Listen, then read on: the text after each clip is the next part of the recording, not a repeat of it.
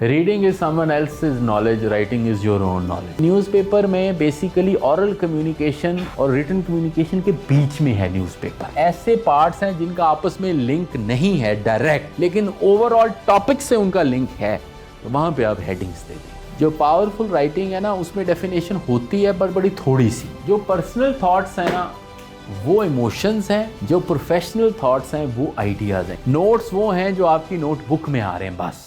आज के सेशन में 3 चीज़ें डिस्कस होंगी। एक गुड राइटिंग, बैड राइटिंग, एक राइटिंग का स्ट्रक्चर, थोड़ा सा पहले भी डिस्कस हुआ था, और तीसरी चीज़ नोट टेकिंग। अच्छा, मुझे ये बताइए, एक एक इधर से, एक इधर से बताए, फिर एक इधर से बताए, फिर एक इधर से बताए, फिर एक इधर से बताए, कि जब आपको कोई बुक या कोई राइटिंग मटीरियल अच्छा लगा है तो आपको उसमें क्या क्वालिटी नज़र आई है? एक सिर्फ बतानी, सिर्फ एक, फिर बारी बारी बता दें जी।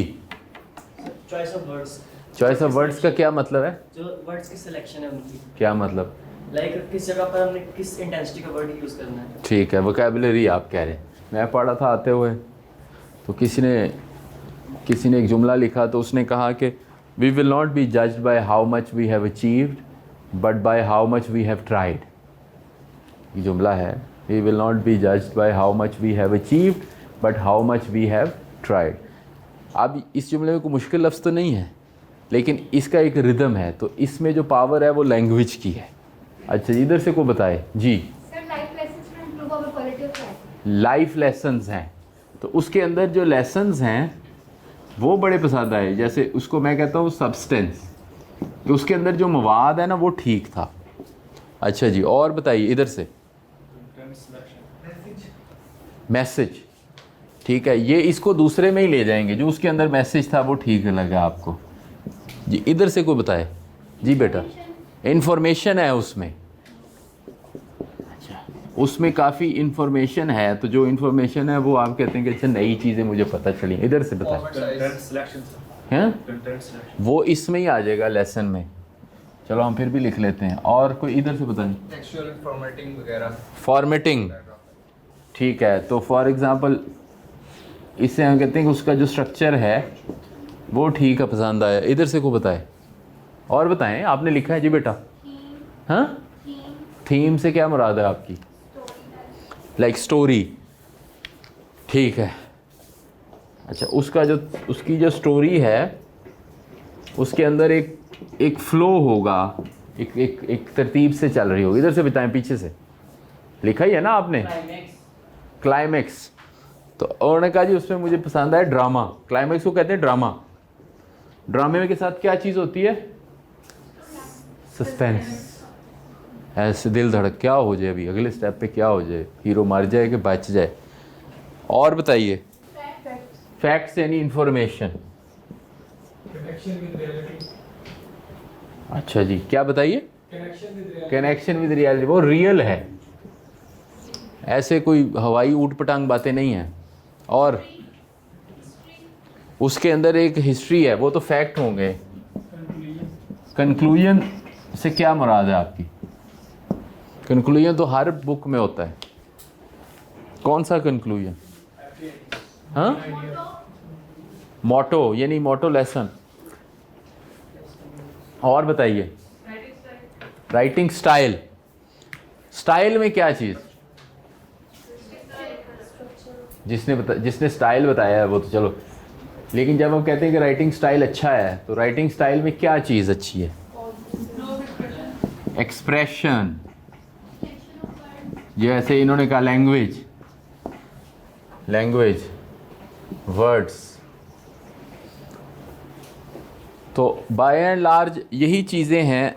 अगर if you want to do a good writing, you want to know, or you should be able to know what is a good reading, like how to read. If you will not know how to read, जैसे पिछले हमने discuss किया, you will not know how to write. तो जब आपने लिखना है तो आपके सामने कुछ मिसालें होंगी, उन मिसालों को कुछ ना कुछ आप उनसे इंस्पायर होंगे, आप उनसे फॉलो करने की कोशिश करेंगे। सबसे पहली बात यह है कि एक्चुअली जो गुड राइटिंग है उसके अंदर एक सिंप्लिसिटी होनी चाहिए, सवाए इसके उन राइटिंग्स के जो बहुत टेक्निकल मौज़ूआत पे लिखी जाए। तो अमूमन हम जब राइटिंग में, हमारे उस्ताद जो है ना वो डराते बहुत हैं, वो कहते जी आपने मुश्किल लफ्ज़ लिखने हैं, आपने ये करना है। लेकिन राइटिंग के जो स्टेप है वो सिंपलिसिटी है। लेकिन सिंपलिसिटी का ये मतलब ज़ाहिर है नहीं है कि आप माय बेस्ट फ्रेंड का मजमून लिख दें। सिंपलिसिटी का फिर क्या मतलब है वो फिर अभी आगे जाके डिस्कस करते हैं। दूसरी बात ये है कि जो गुड राइटिंग है ना उसके अंदर एक क्लैरिटी होनी चाहिए। क्लैरिटी का क्या मतलब होता है? ऊंची बोले, ऊंची बोले, पीछे से ऊंची बोले। समझ आनी चाहिए कि बात हो क्या रही है। आपने लिखा, आपने मजमून लिखा, हमने अपने लिए मजमून सेलेक्ट किया है, मिसाल सेलेक्ट की है लाहौर ट्रैफिक की। तो एक बंदा लिखता है कि लाहौर ट्रैफिक जो है उसके 5 मसाइल हैं। एक मसाइल है सड़कें तंग है, एक मसला है सड़कों पे गाड़ियाँ बहुत ज़्यादा हैं, तीसरा मसला है कोई इन्फोर्समेंट नहीं है, चौथा मसला है लोगों में शऊर नहीं है, 5वां मसला है गाड़ियाँ धुआं छोड़ती। ये एक बंदे ने लिखा। दूसरे बंदे ने लिखा कि लाहौर ट्रैफिक के बारे में बहुत कुछ कहा जा सकता है, मगर लाहौर में जो ट्रैफिक है वो अनवाओ अक़साम की चीज़ों पर मुश्तमिल है। लाहौर ट्रैफिक के बारे में ये भी कहा जा सकता है कि ये ट्रैफिक है भी या नहीं। लाहौर ट्रैफिक जो है वो एक ऐसे बड़े शहर की ट्रैफिक है जिसके अंदर अनगिनत मसाइल हैं, जिसके अंदर बेशबहा गाड़ियाँ हैं। आप पहले वाला क्लियर है या दूसरे वाला? क्यों वाला? उसने अपने आप को एक सीक्वेंस में बताया बात को। उसकी बात वो भी तो सिंपल सी बात है कि भाई 5 मसाइल हैं। आप फिर उसको कह सकते हैं कि 5 नहीं होंगे तो 6 होंगे या 8 होंगे या 3 होंगे। तो उसकी बात में एक क्लैरिटी है। दूसरे की बात जो है वो कंफ्यूज है, वो खुद भी कंफ्यूज है और वो जो पढ़ने वाला है उसको भी कंफ्यूज कर रहा है। तो क्लैरिटी जो है ये बहुत ही इम्पॉर्टेंट है, एक एस्पेक्ट है। फिर कोहेरेंस का क्या मतलब है? कनेक्शन। और बताइए। अंडरस्टैंडिंग, ठीक है, और बताइए। रिलेशन। अब लाहौर ट्रैफिक की मिसाल ले लें कि मैं ये कह दूं कि लाहौर ट्रैफिक के 5 मसाइल हैं, जिनमें से पहला मसला जो है वो ये है कि लाहौर में सड़कें तंग हैं। फिर साथ ही मैं ये कहूँ कि दूसरा मसला जो ये है ना वो है कि एक्चुअली ना लाहौर में पानी की कमी है। उस पानी की कमी की वजह से हमारे दरिया खुश्क हो गए हैं। उसके बाद हमारे जो है वो हमें ये पता नहीं चल रहा कि हम सड़क किधर बनाएं। अब पहले बात तो ठीक शुरू हुई, आगे जाके ना बात कहीं और ही निकल गई। जो लिंक है वो नहीं बन रहा, जो रिलेशनशिप आपने कहा वो नहीं बन रही। वो जो सारी बातें हैं, अगर सिर्फ 5 बातों का डिसाइड करना इंपॉर्टेंट नहीं है, उन 5 बातों में कोई ताल्लुक भी तो होना चाहिए और उनका आपस में भी ताल्लुक होना चाहिए और उनका मौजू के साथ भी कोई ताल्लुक होना चाहिए। जो क्लैरिटी है वो है सिर्फ वो है तरतीब में, तरतीब होनी चाहिए। कोहेरेंस जो है वो ताल्लुक में है कि अगर एक बात हो फिर दूसरी बात हो फिर तीसरी बात हो फिर चौथी बात हो, तो उनका आपस में एक ताल्लुक होना चाहिए। अच्छा, और बाज़ दफ़ा ऐसा होता है कि आपका जो ताल्लुक है वो उसका कनेक्शन ब्रेक हो जाता है और बाज़ दफ़ा कनेक्शन होता ही नहीं। अच्छा, जब आपने कनेक्शन बनाना होता है ना तो आपने उसके मुख्तलिफ पार्ट्स जो हैं उनको आपस में लिंक करना होता है। इसे ट्रांजिशन कहते हैं। सो नेचुरल लिंक तो 1 2 3 4 है, लेकिन आप सारी राइटिंग 1 2 3 4 नहीं कर सकते। जैसे अभी मैंने एक पीस पढ़ा, एक बच्ची ने लिखा, उसमें उसने 1 2 3 4 1 2 3 4 इज़ अ बेसिक टेक्निक, अच्छी टेक्निक होती है। लेकिन ये है कि आप हर चीज़, आप सारा पेपर 1 2 3 4 नहीं लिख सकते। आपको उसके अंदर एक फ़्लो क्रिएट करना पड़ेगा। अगर आपका एक आर्गूमेंट है, उसके लिए ज़रूरी है कि उसके अंदर एक लिंक हो उसके मुख्तलिफ पार्ट्स में। तो सबसे बड़ा पार्ट क्या होता है राइटिंग का? जो मेन यूनिट है किसी भी राइटिंग का, तो पैराग्राफ है, मेन यूनिट है। कभी आपने ये तो नहीं देखा कि एक सेंटेंस, दूसरा सेंटेंस तो तीसरे सेंटेंस ऊपर नीचे लिखे गए हैं। मेन यूनिट जो है, छोटा यूनिट, वो पैराग्राफ।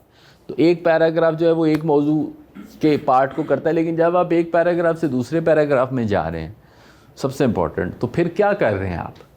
कैसे आप इशारा कर रहे हैं कि अब ये नया पैराग्राफ आ गया?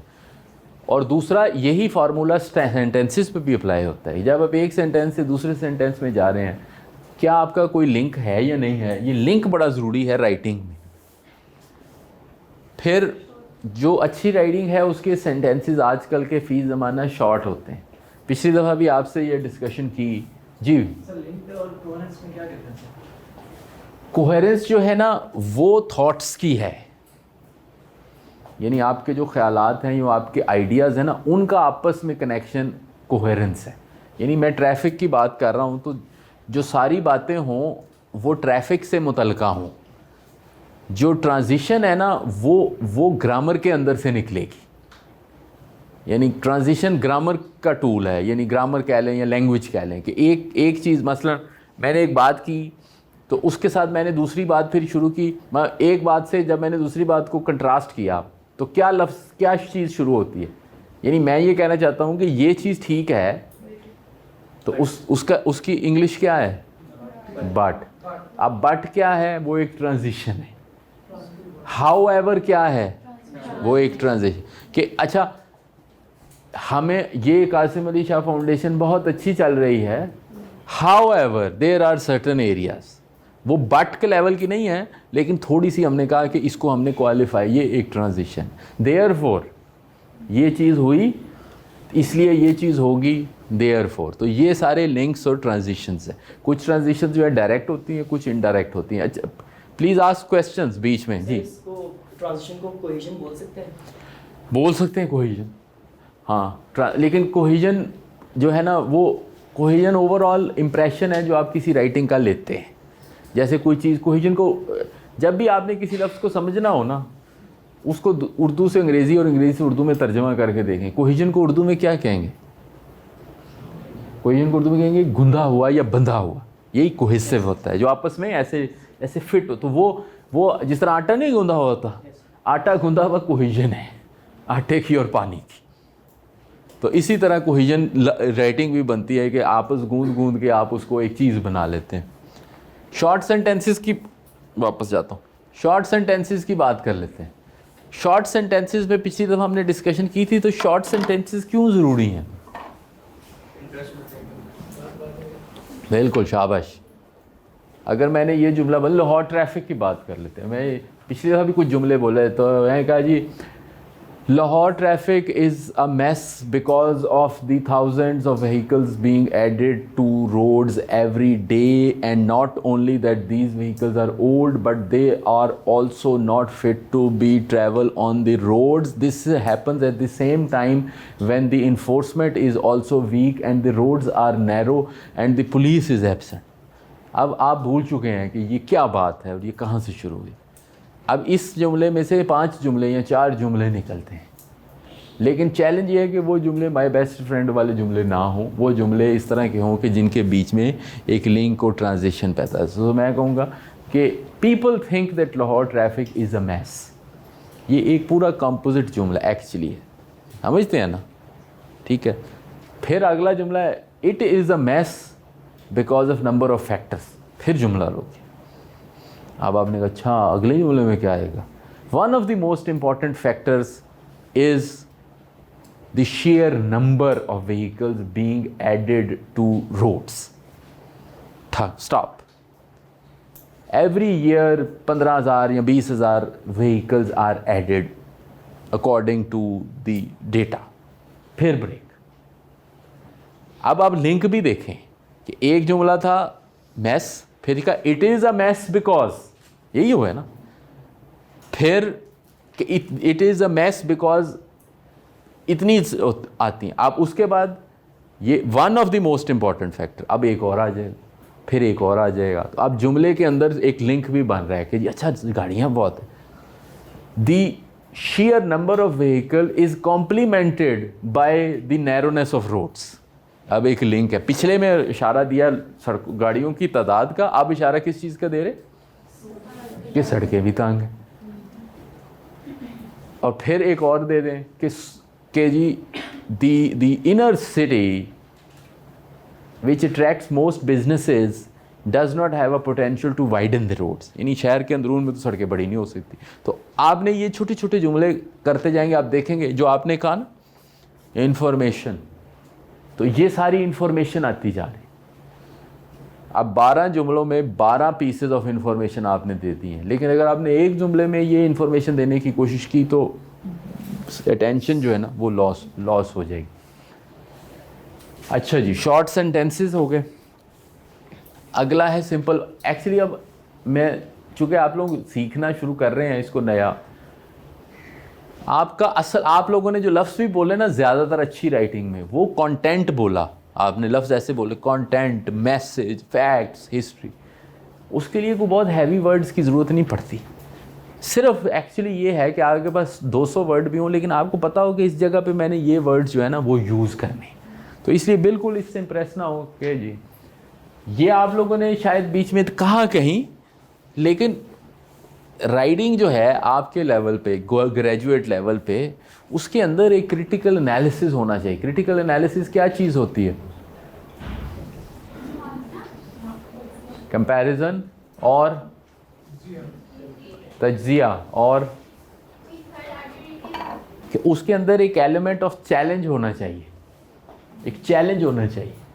मसलन लाहौर ट्रैफिक पे आप लिख रहे हो तो उसके अंदर आपका एक चैलेंज होना चाहिए कि अच्छा लोग ये समझते हैं कि जी अगर हम ट्रैफिक पुलिस बढ़ा देंगे तो ये ठीक हो जाएगा, पर ये लोग गलत हैं। अब आपने एक बड़ा क्लेम किया कि कुछ लोग गलत हैं, तो आप उसका फिर इसके अंदर एक क्रिटिसिज्म का एलिमेंट आता है, जो क्रिटिकल नेचर है, तो वो ज़रूर होनी चाहिए। फिर आपने भी कहा कि इंफॉर्मेशन, ज़ाहिर है इंफॉर्मेशन कोर होती है एक पॉलिसी या एक सब्जेक्ट के ऊपर राइटिंग से, इंफॉर्मेशन होनी चाहिए। फिर आपने लफ्ज़ इस्तेमाल किया स्टाइल का, मैंने उसके लिए लफ्ज़ इस्तेमाल करता हूँ इंगेजिंग का। इंगेजिंग का क्या मतलब है?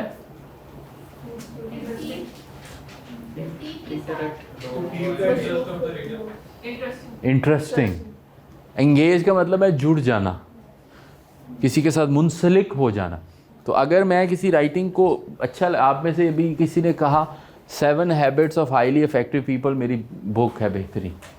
अब ये 7 habits of highly effective people is a very engaging book, और आप इसी का फार्मूला इस पे अप्लाई। मैं आपको ये 7 हैबिट्स जो है ये इतनी पॉपुलर बुक क्यों है दुनिया में इस टाइम पे, यू वोंट नॉट बिलीव कि रिलीजियस बुक्स के बाद जो है सबसे ज़्यादा बिकने वाली बुक्स में ये एक बुक है। करोड़ों की तादाद में ये बिकती है। और अब इसमें ये किसने लिखा है 7 हैबिट्स?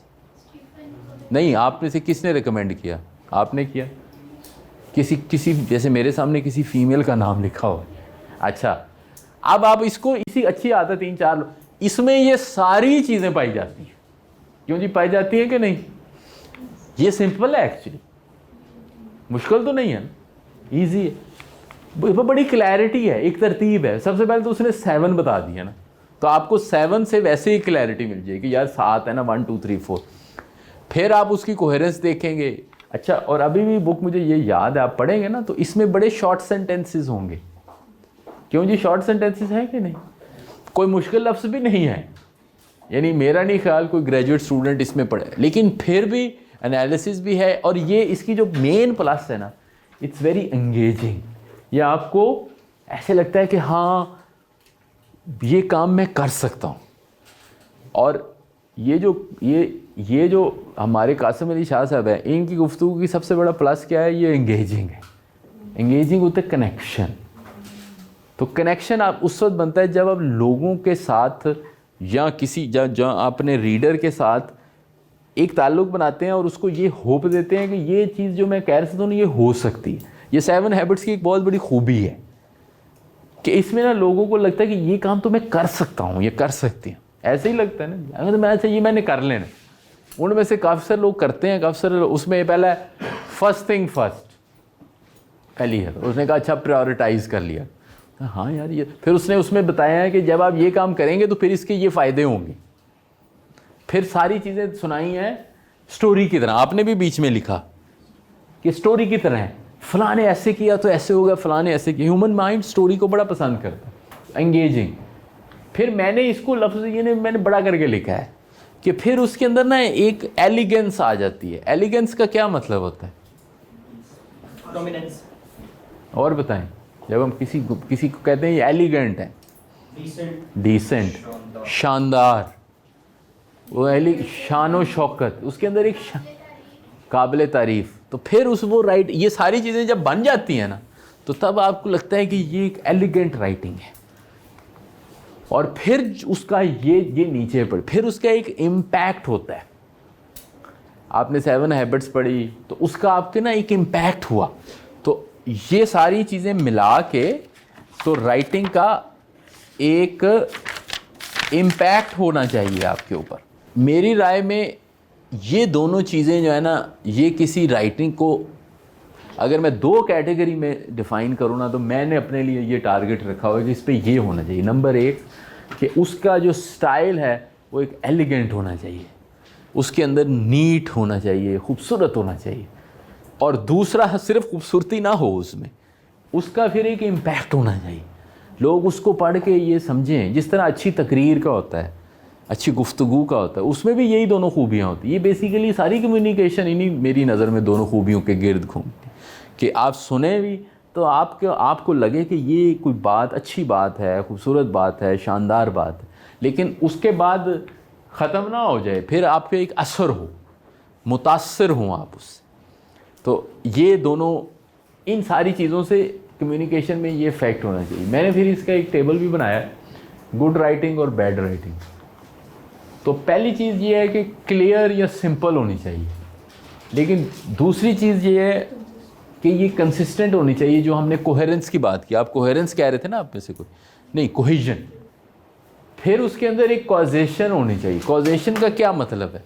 अच्छी राइटिंग में आपने बार बार ये जो लफ्ज़ बोला ना आपने, सब्सटेंस, इधर कहीं सब ने, लेसन, मैसेज, कंटेंट, वो एक सवाल का जवाब दे, वो है क्यों। ये काम मैं क्यों करूं, ये चीज़ क्यों हो रही है। जो राइटिंग क्यों का जवाब नहीं देती ना, वो बड़ी बेसिक लेवल की राइटिंग होती है। उसे कहते हैं डिस्क्रिप्टिव राइटिंग। डिस्क्रिप्टिव का क्या मतलब होता है? बयान करना। सो आप इधर से गए, आपको कहा जी जर्नल लिख दें, आपने जर्नल लिखा आपने कि नहीं? अच्छा, आपने जो ज़्यादातर जर्नल लिखे होंगे, मैंने अभी तक देखे नहीं, कुछ देखूंगा आपकी जो टीचर्स हैं ऐसा उन्होंने देख, लेकिन मुझे यही तवक्को है कि आपने ज़्यादातर जो जर्नल लिखे होंगे ना, वो बताया होगा कि ये हुआ, ये हुआ, ये हुआ, ये हुआ। ऐसे ही है ना कि ये चीज़ हुई, फिर ये हुआ, फिर ये हुआ, हम वहाँ पे गए, हमने ये चीज़ देखी, मैंने ये पढ़ा, उसमें ये लिखा था। ठीक है, तो इसे कहते हैं डिस्क्रिप्टिव। आपने डिस्क्राइब कर दिया कि ये हुआ। ये बड़ी बेसिक लेवल की राइटिंग। इससे जो ऊपर वाली राइटिंग है, सुपीरियर राइटिंग, उसे कहते हैं, क्या कहेंगे? कोई नाम दें उसको। एनालिटिकल। यही नाम मेरी तवक्को में था, शाबाश। तो एनालिटिकल में क्या हो रहा है? आप अपनी राइटिंग को उठा रहे हैं और उठा के आप ये जवाब दे रहे हैं कि क्यों। जब आप ये जवाब दे देंगे कि क्या नाम है इस बुक का, 7 हैबिट्स ऑफ हाईली इफ़ेक्टिव, तो ये क्यों अच्छी किताब है, तो तब आप इन सारी चीज़ें ढूंढेंगे, ये क्यों, ये इसलिए। अब आपने एक एनालाइज कर लिया उसको। लेकिन अगर आप ये कहते हैं कि 7 हैबिट अच्छी किताब है, मुझे तो बड़ी अच्छी लगी है, अच्छी बातें हैं उसमें, अच्छे लेसन्स हैं, तो ये बड़ी और फिर आप ये बता दें कि 7 हैबिट में बताया कि पहली हैबिट ये है, दूसरी हैबिट ये है, तीसरी हैबिट ये है, चौथी हैबिट ये है, 5वीं हैबिट ये है। अब आपने उसी किताब को रिप्रोड्यूस कर दिया, सिर्फ डिस्क्राइब कर दिया, और उसके अंदर ये तासुर भी जाएगा, उससे आपने रट्टा मार लिया उसे। लेकिन अगर आप ये कहें कि ये इसलिए अच्छी किताब है क्योंकि इसके अंदर जो लेसन्स हैं वो एक्सपीरियंस से आए हैं, जैसे कि फ़लाना लेसन, अब आपने वो लेसन मेंशन तो किए हैं, लेकिन एक्चुअली तो आप क्यों का जवाब दे रहे हैं ना, कि 7 हैबिट्स जो है वो क्यों अच्छी किताब है। जब आपने क्यों का जवाब दे दिया तो उसका मतलब है आपने कॉजेशन बता दी। कॉजेशन का मतलब है किसी चीज़ की वजह होने की। हमारा जो सवाल है, लाहौर ट्रैफिक क्यों ठीक नहीं हो रही, तो अब ये एक एनालिटिकल सवाल है, इसके जवाब में वजूहात बतानी है। ये सैलाब क्यों आया है, तो मैं सैलाब पे आपको लिखने के लिए कहूँ तो आप में से ज़्यादा लिखेंगे सैलाब आ गया है, और क्या लिखेंगे सैलाब के बारे में? नहीं, अभी मैं क्यों नहीं कह रहा। आप नॉर्मली सैलाब पे लिख रहे हो तो आप क्या लिखेंगे? तबाह हो गया, सिंध में तबाह हो गया, पंजाब के साउथ में तबाह हो गया, बलूचिस्तान में तबाह हो गया, बच्चे रो रहे हैं, लोग, ये सारी चीज़ें क्या हैं? डिस्क्रिप्शन। लेकिन अगर आपका सलाब पे मजमून अखबार में छपने के काबिल हो तो उसमें क्या होगा, रीजंस होंगे, ये कॉजेशन होगी। वो रीजंस कौन कौन सी हैं? आप कहेंगे कि जी सैलाब इसलिए आया कि हमारे पास वाटर स्टोरेज नहीं है, सैलाब इसलिए आया है कि हमारी कंस्ट्रक्शन जो है वो क्या है, इर्रेगुलर है, जो मर्ज़ी बना लेते हैं। सैलाब इसलिए भी आया कि हमारे यहाँ क्लाइमेट चेंज हो रही है, वो लार्जर चीज़ है। लेकिन पहली चीज़ क्या है, अर्ली वार्निंग नहीं है। स्टेप वाइज चले ना, कोहेरेंस भी। सैलाब, बल्कि मैं आपको जो भी टास्क दूंगा आप सैलाब पे मज़मून लिखेंगे सारे, ठीक है। अब पहला सवाल ये होगा, सैलाब इसलिए आया कि अर्ली वार्निंग नहीं है। भाई दुनिया में लोगों को 3-4 महीने पहले पता चल जाता है कि इतनी बारिशें होने वाली हैं, उन बारिशों के नतीजे में ये होगा ये होगा ये होगा। हमने आखिर में सोते रहे एकदम चलो सैलाब आ गया। वो बारिशों वाले कहते हैं हमने तो कहा था बारिशें होंगी, पर सारी बारिशों तो सैलाब नहीं आता। किसी टाइम पे कोई बारिश होनी होती है। अगर मॉनसून के एंड पे बारिश हो तो सैलाब आता है, क्यों भला? वैसे बताइए बताइए, अगर जून में बारिश हो सैलाब नहीं आता, अगर अगस्त के एंड पे बारिश हो सैलाब आता है, क्यों? बहुत अच्छा जवाब है, टेक्निकल कॉजेशन है। क्योंकि सारी गर्मी में जो स्नो है पीछे मेल्ट हो रही है। जब मई जून शुरू हुआ तो स्नो थोड़ी मेल्ट हुई है, ना सिर्फ ग्लेशियर पर जनरली सारी स्नो जो ऊपर स्नो पड़ी हुई है वो सारी की सारी मई में, जून में, जुलाई में वो मेल्ट हो रही है। वो मेल्ट होकर उधर से ना अपना रास्ता बना रही है, छोटे दरिया, नाले, फिर छोटा दरिया, फिर बड़ा दरिया। वो अब वो उसका पानी जो है वो हर साल नीचे जा रहा है। उसी दौरान 3-4 दिन, हफ्ता अगर लगातार बीच में बारिश हो जाए तो वो क्या होगा कि उस पानी के साथ एडिशनल पानी आ गया। अच्छा, वो जो स्नो वाला पानी है ना, वो चूँकि 10 से नहीं सैकड़ों सालों से जा रहा है, तो उसने अपने रास्ते बनाए हुए हैं। लेकिन वो रास्ते जो हैं वो महदूद हैं उस पानी के मुताबिक, तो उसको तो रास्ता मिल जाता है, उस पहाड़ों में रास्ते बने हुए हैं। लेकिन जब ये वाला पानी आ गया तो इसके लिए तो रास्ता ही मौजूद नहीं है अब, क्योंकि वो रास्ता उसमें बना नहीं है, और अगर था भी उस पर होटल बन गया। तो अब ये एक रीज़न है। अब आपका जो मजमून है इस मौजू पे हो रहा है, अवेयरनेस नहीं है। अच्छा, फिर ज़ाहिर है फ्रीक्वेंसी कम हो रही है। मैं सवात में अभी मैं अभी पेशावर गया हुआ था, उन्होंने मुझे बताया कि लोग ये समझते थे कि सैलाब जो आया 2010 का, अगला सैलाब 70 साल बाद आएगा। आपको पता है कौन सी कुदरती आफत 70 साल बाद आती है? एक है कुदरती आफत जिसमें गैप 70 साल का होता है अमूमन। ज़लज़ले, जो बड़ा ज़लज़ला है उसके दरमियान में 70-75 साल का एक गैप होता है अमूमन, बहुत बड़े ज़लज़लों। या एक वो आता है शहाब साकिब, वो 70 साल बाद आता है या 30 साल बाद। तो उन्होंने कहा भाई सैलाब तो, बारिशें तो पहले से ज़्यादा हो। सिर्फ सवाल मेरा ये है कि आपने ये मजमून लिखना है, इसके अंदर कॉजेशन बतानी है, ये क्यों हो रहा है। जब आप कॉजेशन बताएंगे ना तो तब आपका मजमून या आपकी लिखाई इस काबिल, आप इसको दूसरी तरफ ले जाएं। अब सारा काम जो है वो इंजीनियरिंग में कॉज ढूंढने का होता है। सारा जो मैथ है वो बेसिक कैलकुलस डिवाइडेड है इंडिपेंडेंट वेरिएबल और डिपेंडेंट वेरिएबल के, ऐसे ही है ना। आपने ये बताना है कि किस वेरिएबल में किस वेरिएबल की वजह से चेंज हो रही, इतनी कोई मेरा मैथ ठीक है। सो ये क्या है? कॉजेशन। इस कमरे का टेम्परेचर एक डिपेंडेंट वेरिएबल है। इस डिपेंडेंट वेरिएबल को कौन से इंडिपेंडेंट वेरिएबल जो हैं वो अफेक्ट कर रहे हैं? Sunlight, AC. आप इसी चीज़ को इक्वेशन में लिख सकते हैं, इसी चीज़ को ज़बानी बता सकते हैं। सिर्फ इक्वेशन में आप क्वांटिटेटिवली उसको बता देंगे कि इतनी, अगर हम बाहर से हीट आए तो इतना टेम्परेचर इफेक्ट हो। लेकिन जब आप ऐसे लिखते हैं या राइटिंग करते हैं, आप उसको बताते हैं क्वालिटेटिवली, जिसमें आप अमाउंट तो नहीं बताते लेकिन आप डायरेक्शन बता देते हैं कि हाँ जी, कि जी अगर हमने एक कमरे को फॉर एग्ज़ाम्पल करना हो तो उसके लिए ज़रूरी है कि उसमें इंसुलेशन होनी चाहिए, ये होना चाहिए। ये अच्छी राइटिंग की खूबी है। आपने भी कहा लेसन सब्सटेंस, मैं इसको मीनिंग कहता हूँ। अच्छी राइटिंग में एक मीनिंग होता है। आपने इसको कभी मैं इसको मैसेज कहता हूँ, कभी मैं इसको मीनिंग कहता हूँ। मुझे ज़्यादा लफ्ज़ जो पसंद है ना वो मीनिंग है, कोई मतलब होना चाहिए। फिर आखिरी चीज़ है वो है स्टाइल, जो आपने भी कहा है, उसके अंदर एक स्टाइल होना चाहिए। और उसके बाद वो कॉम्प्लेक्सिटी को रिजॉल्व करे। आपने अपनी प्रोफेशनल लाइफ में हमेशा कॉम्प्लेक्स इशू से डील करना है। आपने अभी नौकरियां करनी है, ये सारी जो ट्रेनिंग हो रही है ये इसलिए है कि आपको नौकरी के लिए तैयार कीजिए, इसलिए नहीं है कि आपने शायरी लिखनी है या कहानियाँ लिखनी, ये पर्पज़ नहीं है इसका। इतनी मेहनत हो रही है आप पे, लोगों ने इतनी इन्वेस्टमेंट की, इतना टाइम दे रहे, उसकी सिर्फ एक ही वजह है और उसका एक ही गोल है कि आपको अपनी फ्यूचर प्रोफेशनल लाइफ के लिए तैयार किया जाए। फ्यूचर प्रोफेशनल लाइफ में जो चैलेंजेस हैं वो सारे कॉम्प्लेक्स हैं, वो सिंपल नहीं है। अगर वो सिंपल होते तो डिग्रियों की ज़रूरत नहीं थी, लोग ऐसे ही काम कर लेते। फिर आप इंजीनियर बनाने की तो ज़रूरत नहीं, मैकेनिक भी काफ़ी थे, मैकेनिक कर लेता ना, मशीन तो वो भी चला लेता है।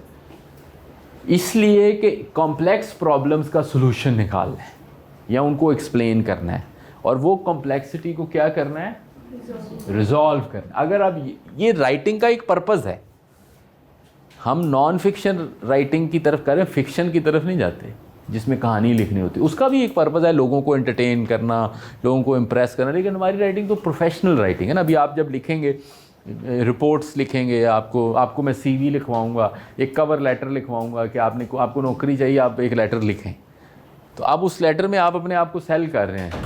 अब इसकी तरह दूसरी तरफ जाते हैं, जो बैड राइटिंग है, जैसे मैंने कहा, वो अगर गुड राइटिंग क्लियर है तो बैड राइटिंग कंफ्यूज्ड है। कुछ मिसालें भी दे दी। अगर गुड राइटिंग कंसिस्टेंट है तो बैड राइटिंग क्लटर्ड है। क्लटर का क्या मतलब है, ऊंची बताइए। बिखरा हुआ। तो क्लटर का मतलब है बिखरा हुआ। कोई अभी इधर मेरे सामने इत्तेफाक से 2 पढ़े हैं, तो एक पे टीचर ने लिखा बिल्कुल सही कि जी आपने तो पैराग्राफ ही नहीं बनाए। अब वो जो पैराग्राफ का ना बनाना है ना, उसके नतीजे में जो राइटिंग है वो क्लटर्ड हो गई है बेसिकली। एक लाइन लिखी, उसके नीचे एक लाइन लिखी, उसके नीचे एक लाइन लिखी, उसके नीचे एक लाइन लिखी। वो लाइनें सारी ठीक है अपने हिसाब से, लेकिन जब वो इकट्ठे देखें ना तो वो ऐसे लगता है रश पड़ा हुआ है किसी चीज़। ये है क्लटर। फिर जैसे मैंने कहा कि अगर आप पोजीशन नहीं कर रहे तो आप डिस्क्राइब कर रहे हैं, तो वो डिस्क्रिप्टिव हो गई।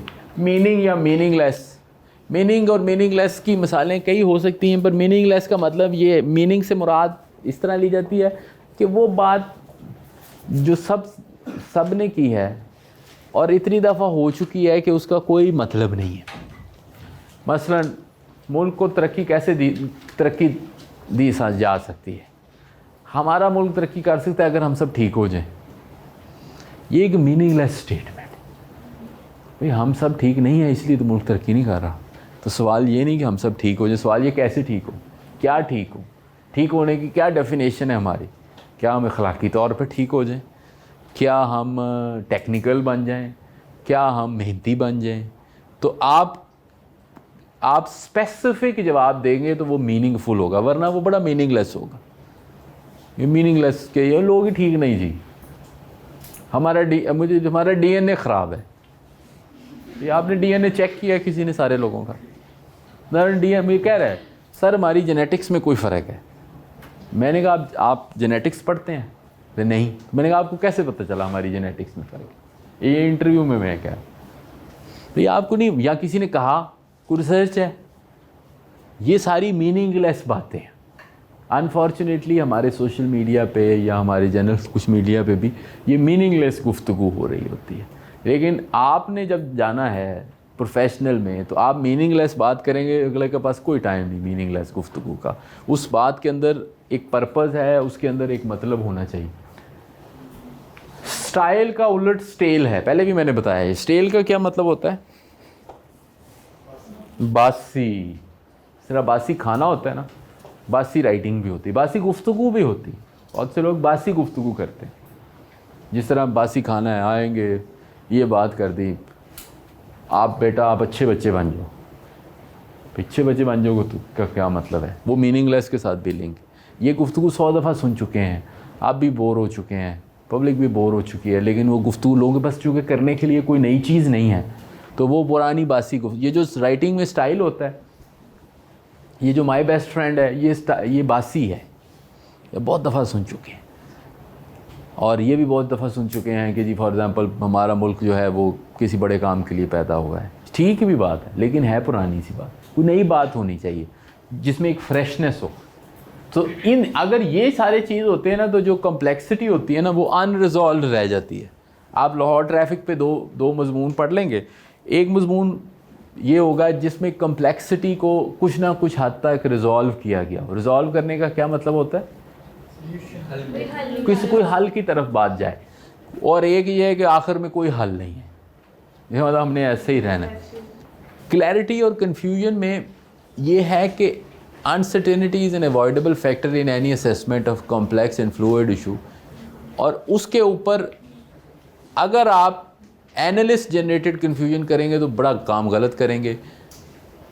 अच्छा, एक मैं सबको बार बार कहता हूँ कि non falsifiable judgment. Non falsifiable का क्या मतलब होता है? थोड़ी मुश्किल, जिसको गलत साबित करता है। सारी साइंस जो है वो फॉल्सिफाइबल है कि नॉन फॉल्सिफाइबल है? शाबाश। जो एस्टैब्लिश साइंस है वो नहीं है। वो भी फॉल्सिफाइबल है, लेकिन उसके लिए बहुत ज़्यादा एविडेंस चाहिए। यानी आप किसी भी थ्योरी को गलत साबित कर सकते हैं, लेकिन आपको बहुत ज़्यादा एविडेंस चाहिए। ये एक तजर्बे से नहीं होगी। फॉर एग्ज़ाम्पल वो ऐसा तजर्बा होगा जो रेप्लिकेशन जिसकी होगी। ये जो राइटिंग है ना, ये भी एक साइंटिफिक मेथड के तहत चलती है कि आप वो चीज़ें नहीं कह सकते जिसका कोई जवाब ना हो। तो ये इसकी वजह से बहुत कन्फ्यूजन आती है। अच्छा, clarity just does not come from information, it comes from connecting the dots.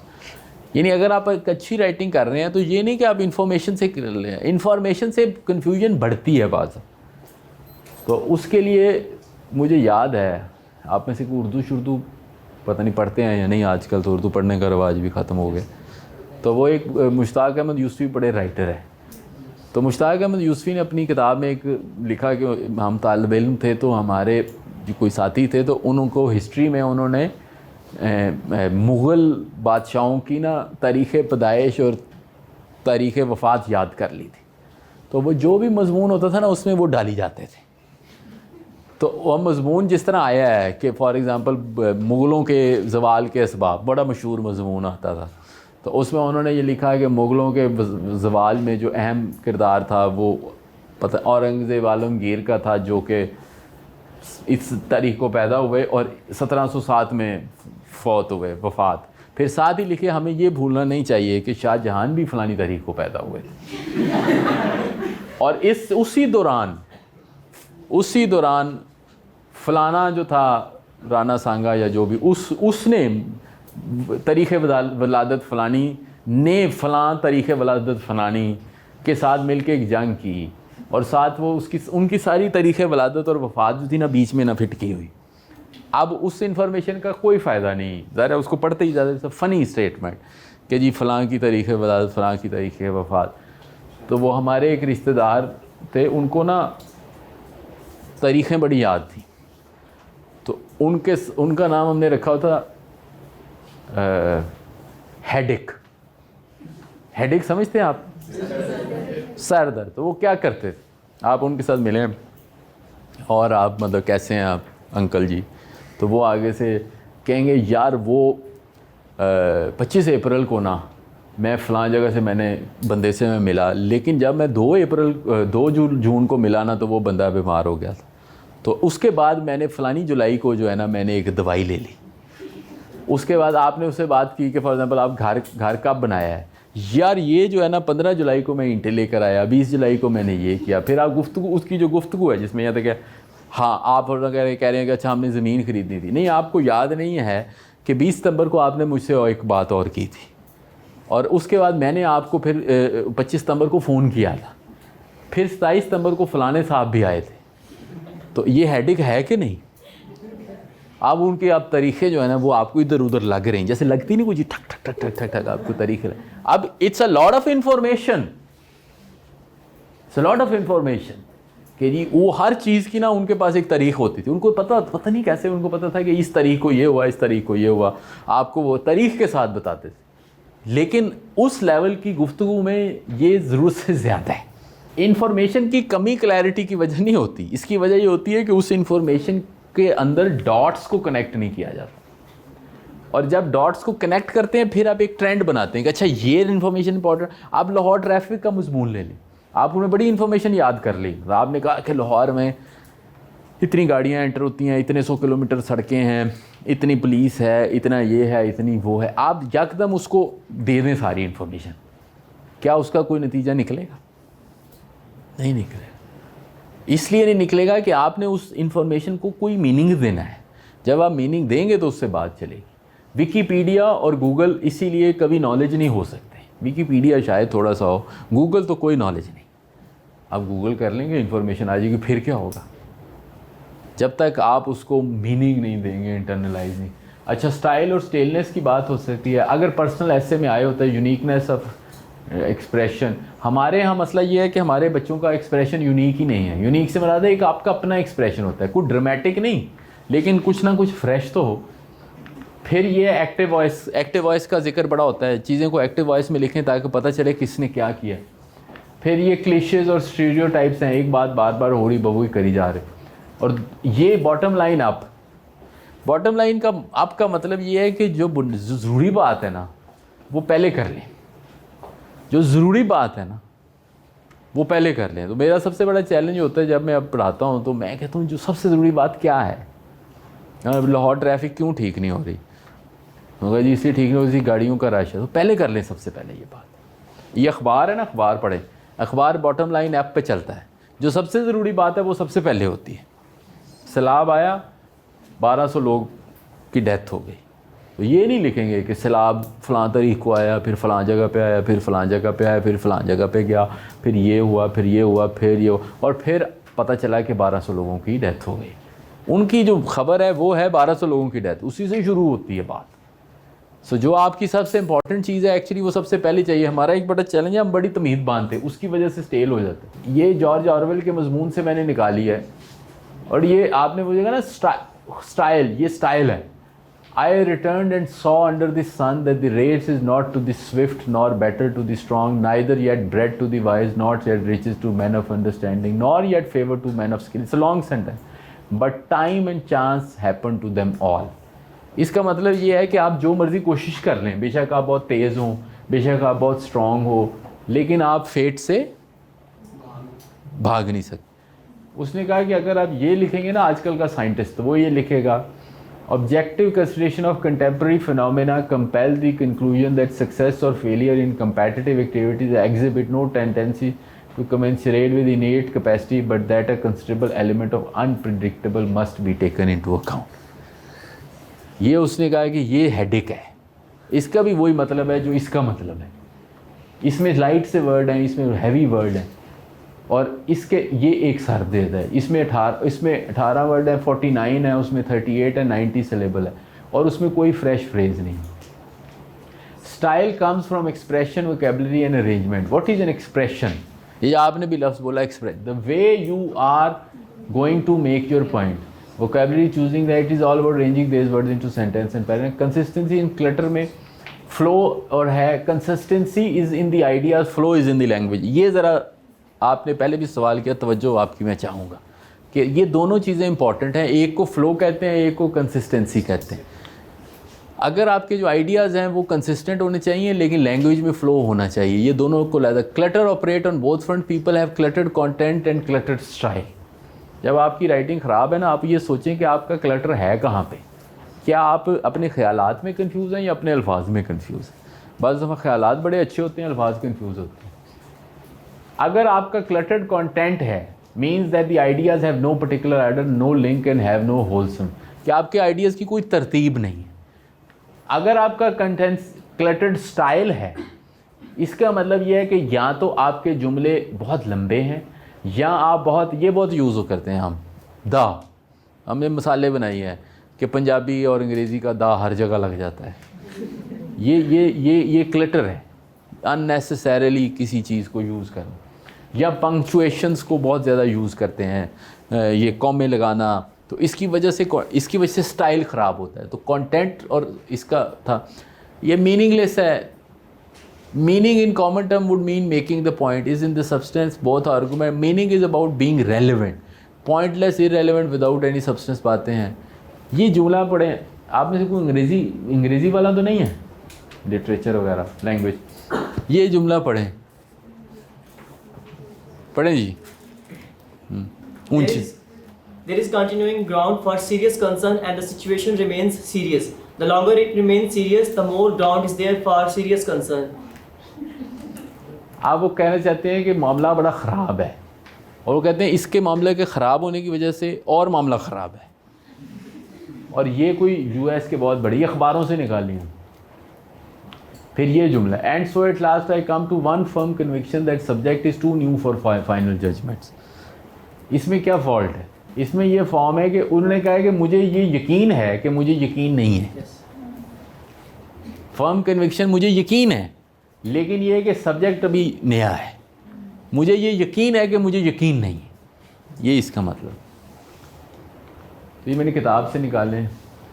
ये जॉर्ज ऑरवेल मुझे बड़ा पसंद है, तो मैं उसे उन्होंने कहा ये डाइंग मेटाफर्स हैं. ये आप लोग बड़े यूज़ करते कर. Play axe to grind, swan song, shoulder to shoulder, hot bed, या ये वाले फ्रेजल वर्ब्स, या ये पोटेंशियस डिक्शन, या मीनिंगलेस वर्ड. तो ये सारे जो हैं, ये इससे आपका जो स्टाइल है ना वो ख़राब होता है. दुनिया में किसी बंदे के पास राइटिंग का एक्चुअली नेचुरल टैलेंट कोई नहीं होता. जिस तरह बेकिंग का कोई नेचुरल टैलेंट नहीं है. बेकिंग से मुराद ये है ये केक बनाना, ठीक है. सो आप वैसे शौक़ हो सकता है, लेकिन केक बनाना केक बना के ही आएगा. इसी तरह राइटिंग भी राइटिंग करके आएगी. हाँ, लोगों को बड़ा बोलने का नेचुरल टैलेंट हो सकता है, राइटिंग का नेचुरल टैलेंट नहीं. ये बहुत बड़ा क्लेम है. ये सीख के ही आएगा, उसके अलावा नहीं. स्टोरी सुनाने वाले बहुत होते हैं, लिखने वाले बड़े कम. बहुत ही कम चांस ये है कि लोगों में राइटिंग टैलेंट मौजूद हो. और स्पेशली चले मैं ये कंसीड करता हूँ, अक्सर मैं क्लेम करता हूँ, फिर मुझे कोई चैलेंज करता है, मैं थोड़ा सा कंसीड करता हूँ. जैसे पोइट्री है, पोइट्री का एक नेचुरल टैलेंट होता है. लोग स्टोरी टेलिंग का भी नेचुरल टैलेंट होता है, लेकिन नॉन फिक्शन का नेचुरल टैलेंट बड़ा कम होता है लोगों में. जी सर, एक बच्चा है राइटर का. हाँ, वो अपने बाप को जब शुरू से राइटिंग करता हुआ देखा हाँ, है, वो माहौल है. तो 2-3 साल का होगा, 4 साल का होगा, उसका भी शौक राइटिंग करना होगा. लेकिन शौक़ एक और चीज़ है, टैलेंट एक और चीज़ है. शौक़ में तो मुझे एक बच्चे ने मुझे किताबें भेजी. वो 18-20 साल का है, उसने बड़ी किताब लिखी है, पता नहीं उसका का नाम था 7 Sins और समथिंग. Very टैलेंटली written.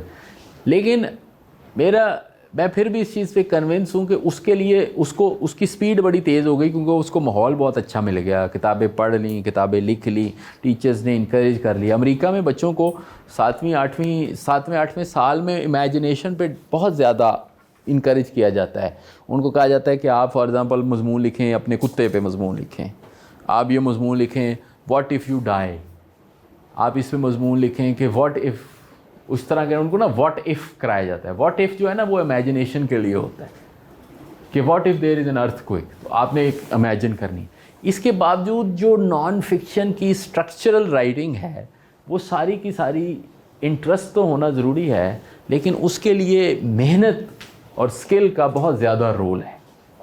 यानी आपके पास इवन पढ़ने का टैलेंट बड़ा आसान है, एवरीवन, किसी में होता है किसी में नहीं है. बोलने का भी टैलेंट होता है लोगों में, शुरू से ही होता है.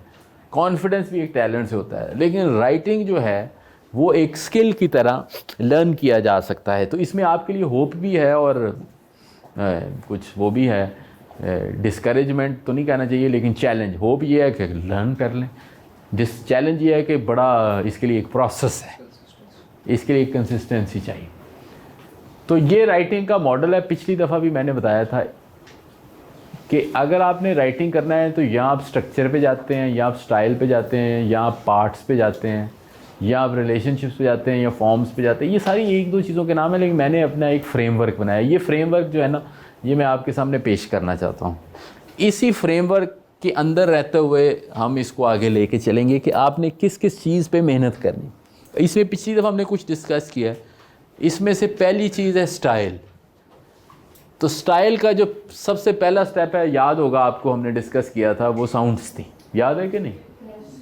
तो उसके बाद अल्फ़ाबेट्स थे, फिर वर्ड्स थे, फिर फ्रेजेस थी, फिर सेंटेंसेस थी, फाइनली एक्सप्रेशन बन जाता। ये पहला है स्टाइल। दूसरा है स्ट्रक्चर। स्ट्रक्चर की जो फील्ड है उसके अंदर ये वाला जो एक्सप्रेशन है ये यहाँ से शुरू हो रहा है, उसके बाद सेंटेंस बनते हैं, फिर पैराग्राफ बनती है, फिर कंपोजिशन। फिर ये तीसरा पार्ट है जिसे सब्सटेंस मैं कहता हूँ। इसमें थॉट, कॉन्सेप्ट, आइडिया, मॉडल और प्लान्स बनते हैं। तो जब आप अपनी राइटिंग पे इम्प्रूव करेंगे तो आप यहाँ से शुरू होके जाएंगे। ये स्टेप है। सबसे पहले सिर्फ आवाज़ें निकाल लें। अब तो खैर आपने आवाज़ें क्या निकालनी है, लेकिन चलें, बच्चा जो है ना सबसे पहले आवाज़ें निकालता है जिनका कोई मतलब नहीं होता, ऐसे ही है ना। फिर हम उसे क्या सिखाते हैं? अल्फ़ाबेट। पहली क्लास में हम कहते हैं अल्फ़, बे, ए, बी, सी। ये प्रोसेस है ना। आप हो सकता है यहाँ पे हैं, ठीक है, हो सकता है आप यहाँ पे हो। टेक्निकली अगर बंदे ने 14 साल तालीम हासिल की हो ना तो उसको यहाँ पे होना चाहिए, ठीक है। मेरी गुफ्तगू जो है वो यहाँ से शुरू होनी चाहिए, जिसमें थॉट्स एंड आइडियाज़ जो हैं। लेकिन चूँकि हमारी गैप्स हैं तो हम अमूमन इधर से शुरू करते हैं। ये ऐसे जाता है, ऐसे जाता। यानी ये चीज़ें जो हैं ये नॉर्मली, आपको पिछली दफ़ा मैंने बताया था ना कि एजुकेटेड और लिटरेट में क्या फ़र्क है, याद है कि नहीं? तो लिटरेट वो है जो पढ़ सकता है, एजुकेटेड वो है जो लिख सकता है। ये है ज़्यादा सा फ़र्क। लिटरेट पढ़ सकता है, एजुकेटेड लिख सकता है। जब लिखने की बात आई है तो आपको यहाँ पे होना चाहिए आज के दिन, ठीक है। यहाँ से आप, ये तो आपने देखे ना, अब इसकी ये कौन से साल में पहले इंट्रोड्यूस होते हैं, कौन सी क्लास में?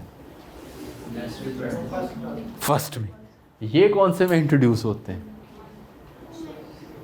2 में, 3 में। जब आपको नेम्स बताते हैं, बर्ड्स के नाम क्या हैं, बॉडी पार्ट्स के नाम क्या हैं, ये नेम्स है ना, ये वर्ड्स हैं।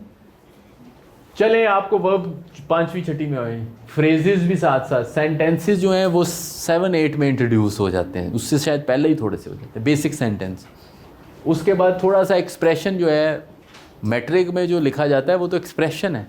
फिर आप चलते हैं उस एक्सप्रेशन से सेंटेंसेस को लेके, पैराग्राफ को लेके। जो बीए है आपका, बीए किया हुआ है ना आप लोग, कर रहे हैं, तो बीए में ये काम आप करते हैं। You right compositions, technical, general. उसके बाद फिर जब हम एडवांस जाते हैं ना, पोस्ट ग्रेजुएट, अब तो बीए और पोस्ट ग्रेजुएट इकट्ठा है।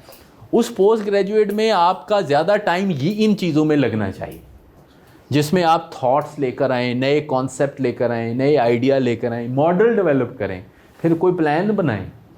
तो ये स्टेप जो है यहाँ पे, लेकिन हम चूँकि बेसिक पे करेंगे तो हम ये भी, इस पे भी थोड़ा काम करेंगे। नेक्स्ट सेशन सारे का सारा सेंटेंसेस पे होगा, सिर्फ सेंटेंसेस पे। उसकी थोड़ी टेक्निकल ग्रामर भी होगी, पैराग्राफ पे होगा। तो ये एक, इसको आपको जब ये मिले ना तो इसको देखते रहें कि आप कहाँ पे खड़े हैं। क्या आपको वर्ड्स का पता है, क्या आपको फ्रेजेस का पता है, क्या आप सेंटेंस बना सकते हैं, क्या आप पैराग्राफ बना सकते हैं, और फिर आप आगे जाएंगे। तो ये एक बेसिक था। इस पे पिछली दफ़ा भी डिस्कशन हो गई थी, तो इसलिए मैं इस पे ज़्यादा नहीं करता। ये फोनेटिक्स का फील्ड है कि साउंड्स जो हैं वो अल्फ़ाबेट्स पे कैसे टर्न होती हैं। मैंने पिछली दफ़ा भी आपसे कहा था कि ये सवाल शायद डिस्कस नहीं हुआ। आप गूगल करेंगे तो दुनिया की कुछ लैंग्वेज ऐसी हैं जिसमें 15-16 अल्फ़ाबेट्स हैं, और कुछ लैंग्वेज ऐसी हैं जिसमें सैकड़ों अल्फ़ाबेट हैं। इंग्लिश में कितने अल्फ़ाबेट हैं? 26। उर्दू के अल्फ़ाबेट आई थिंक 36 या 37 है। अच्छा 30, इसलिए कि आप उसको अल्फ़ाबेट, कुछ अल्फ़ाबेट पे लड़ाई है कि वो अल्फ़ाबेट है या नहीं। Hamza for example. तो अब लेकिन कुछ अल्फ़ाबेट्स लैंग्वेज में 200 अल्फ़ाबेट्स हैं, कुछ में 12-14 हैं। तो मैं वैसे आपसे सवाल करता हूँ कि आप ये बताइए कि ये जो 20 से ये 200 के अल्फ़ाबेट में क्यों होंगे 200 अल्फ़ाबेट एक लैंग्वेज में?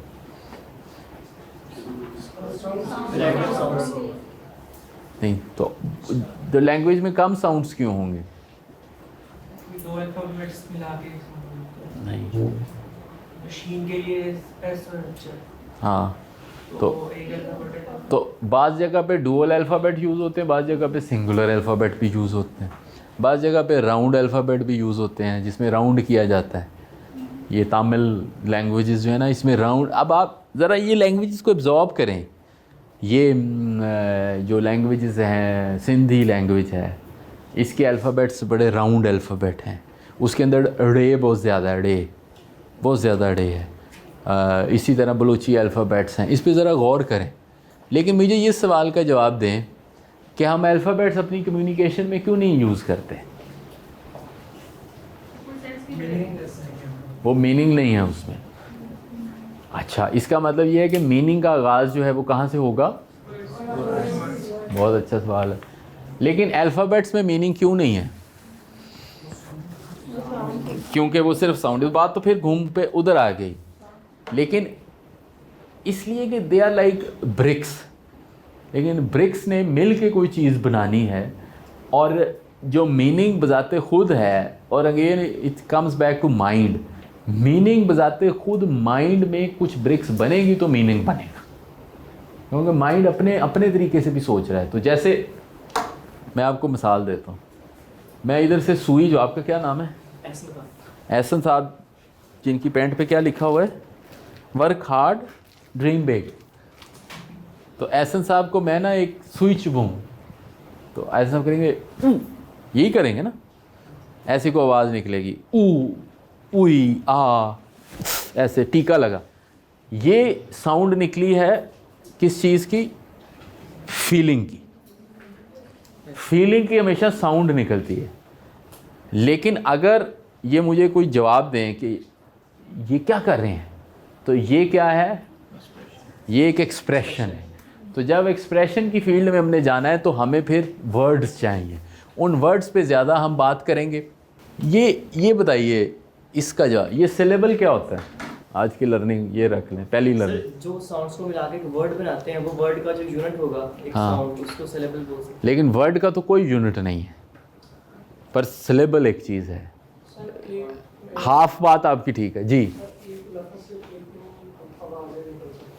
एक लफ्ज़ से कितनी आवाज़ें निकल सकती है, ये सबसे इम्पोर्टेंट पॉइंट। सो कोई मिसाल दें में से, जैसे जी बताइए, ऊंची बोलिए। ब्यूटीफुल, टी और फुल, ये 3 सिलेबल है। म्यूज़िक जो है सारा वो मोनोसिलेबल में ऑपरेट करता है। जितना म्यूज़िक है वो नहीं कहते आ बा सा रे गा मा, सारे सा एक रे गा मा पा धा ना, वो मोनोसिलेबल को मिला के बनाया जाता है। तो चूँकि हमारे माइंड ने इन्फॉर्मेशन को स्टेप वाइज प्रोसेस करना होता है, इसलिए मैं बार बार कहता हूँ अपने माइंड के बारे में सोचें वो क्या कर रहा है। चूँकि माइंड ने अपनी इन्फॉर्मेशन को प्रोसेस करना होता है स्टेप वाइज, तो उसने पहले स्टेप में साउंड बनाए, फिर साउंड और वर्ड के बीच में भी एक सिलेबल बनाए। तो जो वर्ड्स सिंपल वर्ड्स होते हैं वो हैं जिसमें कम सिलेबल होते हैं। जिस वर्ड में सिलेबल बढ़ते चले जाते हैं उसकी प्रोसेसिंग कम होती है। लेकिन वो इतने कम नहीं होंगे म्यूज़िक लिख दें आप कि सारे गामा लिख दें आप, तो सारे गामा से तो किसी को समझ नहीं लगी। पिछली दफ़ा शायद ये डिस्कशन हो गई कि why the word length has a meaning, why you would not have a word going beyond 6 और 7 अल्फ़ाबेट्स। ये डिस्कशन हो गई कि नहीं? वाई दोबारा रिवाइज करते हैं।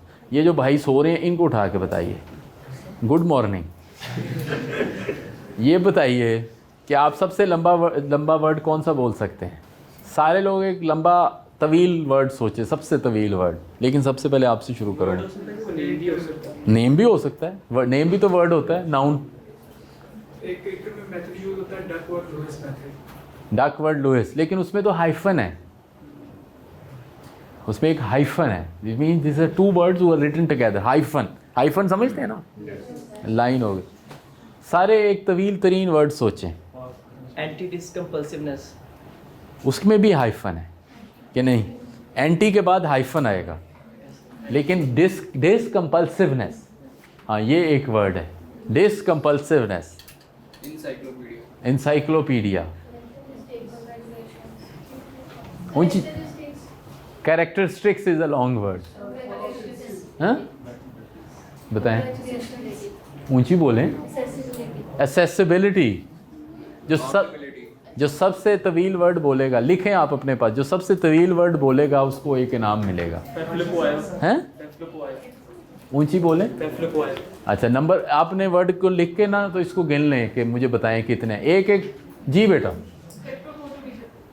फोटोमीटर कौन, कोई इलेक्ट्रोफोटोमीटर, स्पेक्ट्रोफोटो, लेकिन स्पेक्ट्रो और फोटो के बीच में कुछ आएगा। अच्छा चलें हम इसको इस तरह करते हैं, कॉमनली यूज्ड वर्ड्स पे वापस ले आते हैं। कॉमनली यूज्ड वर्ड्स में जो सबसे तवील वर्ड है pronunciation. Pronunciation is a long word. और बताइए, consciousness is not that long. Unnecessary भी इतना लॉन्ग नहीं है। Think of really really long word, लेकिन not a science word. Intimidated by science, but understanding, understanding भी इतना लॉन्ग वर्ड नहीं है। क्या? Rehabilitation, rehabilitation is a long word. Incomprehensibility, that is actually a really long word. Incomprehensibility, bility, incomprehensible, तो incomprehensibility आप लिखें, incomprehensibility. अगर इस we are looking for long words. Compassion is not a long word, although पता नहीं incomprehensible, long, इनकॉम्प्रिहेंस एक long word है या नहीं। 1 2 3 4 5 6 7 8 9 10 11 12। So just write a long word. So there are not many long words actually. और दूसरी बात यह है कि long words are discouraged. तो जब भी सोचें तो आप ये सोचेंगे, ये बताइए मुझे पार्ट्स ऑफ स्पीच क्या हैं, थोड़ी रिवीजन के तौर पर। Noun, pronoun, verb, adjective, adverb, preposition, conjunction, interjection. So basically ये जो पार्ट्स ऑफ स्पीच है ना, ये बड़ा डिसेप्टिव टर्म है। आई विश कि ये ख़त्म हो जाए, पार्ट्स ऑफ स्पीच। इसलिए कि स्पीच जो है, स्पीच का क्या मतलब है? गुफ्तगू। तो इससे ऐसे लगता है कि ये हमारी गुफ्तगू के हिस्से हैं, हालांकि ये गुफ्तगू के हिस्से नहीं हैं। हमारी गुफ्तगू जो है, जब लोगों को बात समझ में आती है तो वो किस चीज़ की समझ में आती है बात? नहीं, आप तरतीब में चलें। साउंड की तो समझ में नहीं आती, अल्फ़ाबेट्स की समझ में भी नहीं आती, वर्ड्स की भी समझ में नहीं आती। एक यानी हम किसी को कह सकते हैं स्टॉप, शायद समझ में आ जाए, लेकिन वो कितनी दफ़ा कहते होंगे। तो अल्टीमेटली जिस चीज़ की समझ में आती है ना, वो है। लेकिन ये जो सारे हैं noun, noun are basically names, pronouns are the words for names, he she. इसी तरह वर्ब आर एक्शन, और इसी तरह adjectives and adverbs are actually qualities of a noun जो आप उसके साथ यूज़ करते हैं। This is how quality of a noun, and this is how noun is reacting effectively and things like that. So basically तो हमने ये सारे words हैं, लेकिन हम इनको कहते हैं speech. They are not speech. Speech is sentences, but these are just different types of words. तो मेरा ये ख्याल है, ये मैं बड़ा दावा करने वाला हूँ कि these should be taken as types of words, not as parts of speech. जब आप टाइप्स ऑफ वर्ड्स कहेंगे फिर आपको समझ ज़्यादा आसानी से लग जाएगी। We are only dealing with word. लेकिन ये बताइए कि why words are divided into verbs, adjective, nouns and pronouns? Why नहीं? और क्लासिफाई करने के लिए, क्लासीफाई क्यों कर रहे हैं हम? बिकॉज हर एक की डिफरेंट क्वालिटीज है, हर एक की डिफरेंट क्वालिटीज़ हैं, तो वो क्या क्वालिटीज़ हैं? वो बेसिकली टोटल क्वालिटीज़ जो हैं वो एक्चुअली दो हैं। ये मैं आपको ज़रा इम्पोर्टेंस आपको बताना चाहता हूँ। एक है नाउन और एक है वर्ब। बाकी सारी चीज़ें उसके बीच में फिलर्स हैं, प्रोनाउंस भी, पंक्चुएशंस भी, इंटरजेक्शंस भी। तो या तो आपको चीज़ों का नाम पता हो या वो जो करते हैं वो पता हो। अगर आपको ये दोनों काम पता चल गए ना तो आपकी राइटिंग और गुफ्तगू बड़ी आसान हो जाएगी। बाकी तो इसके साथ आगे पीछे हैं। अच्छा जी, अगर आप वर्ड बैंक की बात करें तो वर्ड बैंक को कहते हैं वोकैबुलरी, यानी कि आपको कितने वर्ड्स आते हैं वो आपकी वोकैबुलरी है। वोकैबुलरी पे थोड़ी बात करते हैं। वोकैबुलरी में हमारा जो चैलेंज है ना कि हमारी जो रीडिंग वोकैबुलरी है वो राइटिंग वोकैबुलरी से डिफरेंट है। ये है हमारा चैलेंज। रीडिंग वोकैबुलरी और राइटिंग वोकैबुलरी कौन सी ज़्यादा है इसमें? रीडिंग वोकैबुलरी हमारी ये ज़्यादा, बहुत ज़्यादा। हम ये समझते हैं कि अगर हमारी रीडिंग वोकैबुलरी है तो हमारी राइटिंग वोकैबुलरी भी होगी। अगर हमारी रीडिंग वोकैबुलरी है तो हमारी राइटिंग वोकैबुलरी भी होगी, लेकिन असल में ऐसा नहीं है। रीडिंग वोकैबुलरी जो है वो उसका सोर्स और है, राइटिंग वोकैबुलरी का सोर्स और है। अब मुझे इस सवाल का जवाब दें कि हमारी रीडिंग वोकैबुलरी क्यों ज़्यादा होती है और हमारी राइटिंग वोकैबुलरी क्यों ज़्यादा नहीं होती? Reading is someone else's knowledge, writing is your own knowledge. Someone else's knowledge. So ये क्रक्स है कि दुनिया में राइटिंग क्यों पढ़ाई जाती है। Writing is the knowledge which you have created for your own self. Writing is your knowledge, it is your product. Reading is someone else's product. ये ऐसे ही है फ़र्क जो डबल रोटी बनाने वाले में और डबल रोटी खाने वाले में। That simple. डबल रोटी बनाने वाला जो है वो एक आर्टिस्ट है, एक स्किलफुल है। चाहे रोटी बनाने वाला, हमारी वालदाएँ ज़्यादातर बना रही हैं, एक स्किल है, ये कोई आसान काम तो नहीं है। इसके लिए मेहनत, हुनर चाहिए। डबल रोटी या रोटी खाना जो है वो आसान काम है। रोटी आ गई सुबह, यही वही फ़र्क, उसको ज़्यादा एलिवेट करता हूँ। ये फ़र्क पराठा बनाने और पराठा खाने में। रीडिंग इज़ पराठा खाना, राइटिंग इज़ पराठा बनाना। ठीक है, लेकिन जो पराठा बनाने वाला है उसको मेहनत भी करनी पड़ेगी, उसकी इज़्ज़त भी ज़्यादा है या होनी चाहिए, और वो एक हुनर है। अगर उसको कोई काम भी ना मिले वो पराठे बना के भी काम चला सकता है। लेकिन पराठा खाने वाला कोई लोगों से पैसे नहीं मांग सकता कि मुझे पैसे दो मैं पराठे खाऊं। मांग सकता है, ठीक है। या इसको आगे ले जाएं, या कोई खाना बनाना, चिकन कढ़ाई बनाना, आजकल बहुत ज़्यादा काम है। Females have lot of opportunity कि आप घर में बैठ के कुकिंग करके सेल कर सकते हैं। कितनी अपॉर्चुनिटी है, इसलिए कि जिसको कुछ बनाना आता है वो सेल कर सकता है, जिसको खाना आता है वो कुछ नहीं कर सकता।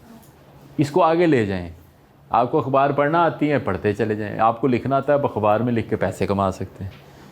आपको रिपोर्टें पढ़नी आती, पढ़ लें। आप रिपोर्ट बना सकते हैं। कोई बंदा आपको ये कहेगा कि अच्छा यार, आप सुनने के लिए बैठे हैं तो ये आसान काम है सुनना, बोलना मुश्किल काम है। तो मैं इधर खड़ा हूँ, मुझे कोई दूर से बुला लेता है कि आप बोल लें आके, ठीक है, क्योंकि मैं कुछ बना रहा हूँ। ये मैंने प्रेजेंटेशन बनाई है, मैं इसी पे लिख भी सकता हूँ, ये सारी चीज़ें लिख के बता सकता हूँ, एक बुक लिख सकता हूँ, वैसे लिख भी रहा हूँ। सो जो बंदा बनाने वाला है और जो यूज़ करने वाला है वो दोनों कभी बराबर नहीं हो सकते। पराठा खाने वाला और पराठा बनाने वाला कभी बराबर नहीं हो सकते। हालांकि आप समझते हैं कि पराठा खा के हम एहसान कर रहे हैं, ठीक है, लेकिन जब आपको पता चलेगा कि जब आप बड़े हो जाएंगे, जब आप छोटे होते हैं, ये जनाब मोटिवेशन लेसन भी है इनके लिए। आपसे ऐसे शेयर करता हूँ क्योंकि हम आपस में ये डिस्कशन करते रहते हैं। मोटिवेशन, जब आप छोटे होते हैं तो आपको आपको सिर्फ इस चीज़ पे इनाम मिलता है कि आप कोई चीज़ खा लें या यूज़ कर लें। यानी आप कहते ये ले लो, अब मैंने नहीं लेना, ये कपड़े पहन लो, नहीं मैंने नहीं पहनने, ये चले जाओ, यानी आपको इस चीज़ों को यूज़ करने का इनाम मिलता है। लेकिन 20 साल की उम्र के बाद आपके लिए ये ताना बन जाना है। क्या ताना है? सारा दिन रोटियां तोड़ते रहते हैं, कोई काम करो।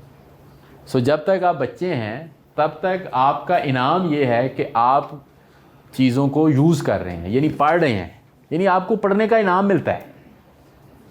इनाम ही मिल रहा है ना, आपको इधर आए हैं आप पढ़ रहे हैं ना, इनाम मिल रहा है। हाँ, हर बंदा आपको कह रहा है फीसें दी जा रही, लेकिन थोड़े अरसे बाद आपको पढ़ने का इनाम ख़त्म हो जाना है, फिर आपने कहना है खुद बनाओ। इसीलिए राइटिंग पढ़ाई जा रही है, इसीलिए कम्युनिकेशन पढ़ाई जा रही है आपको, इसीलिए बाकी सारी चीज़ें बना रही कि आप अब कुछ, वो कहते थे हमारे वालिदैन भी, कुछ डैश करके दिखाओ, कुछ बन के दिखाओ, कुछ करके दिखाओ। सो रीडिंग और राइटिंग का ये गैप है। Reading is consumption, writing is production.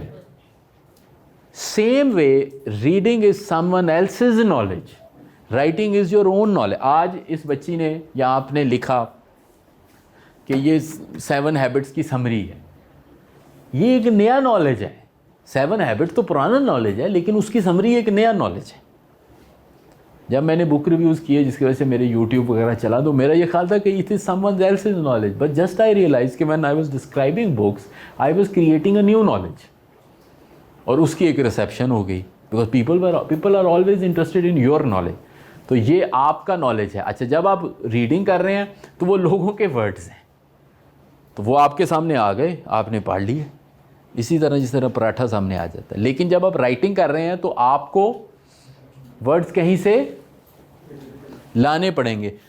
तो वर्ड में इसी तरह है कि जिस तरह बैंक में पैसे होते हैं ना, पीछे जाते हैं, वर्ड बैंक, इसी तरह जिस तरह वैसे बैंक में पैसे होते हैं एटीएम से निकालते हैं, इसी तरह वोकैबुलरी भी एक बैंक है जिसमें से वर्ड्स निकाल के आप रखते हैं। तो आपने अपना बैंक बनाना है। ये बैंक कैसे बनेगा? इसके 2 तरीके हैं, एक डायरेक्ट रूट है और एक इनडायरेक्ट रूट है। आप गैस करेंगे डायरेक्ट रूट कौन सा है और इनडायरेक्ट रूट कौन सा है। डायरेक्ट रूट ये है कि कितने, अंग्रेज़ी की बात हो रही है ना, तो कितने वर्ड्स हैं टोटल यूज़ होने वाले? Commonly used, I think, 1500 के around about. कुछ 3,000 कह लें, 3200। अगर आप लोग बाहर जाना चाहते हैं पढ़ने के, आप में से साइंस इंजीनियर वाले कितने हैं? काफ़ी हैं, इस साइड पे हैं, इस साइड पे कम है।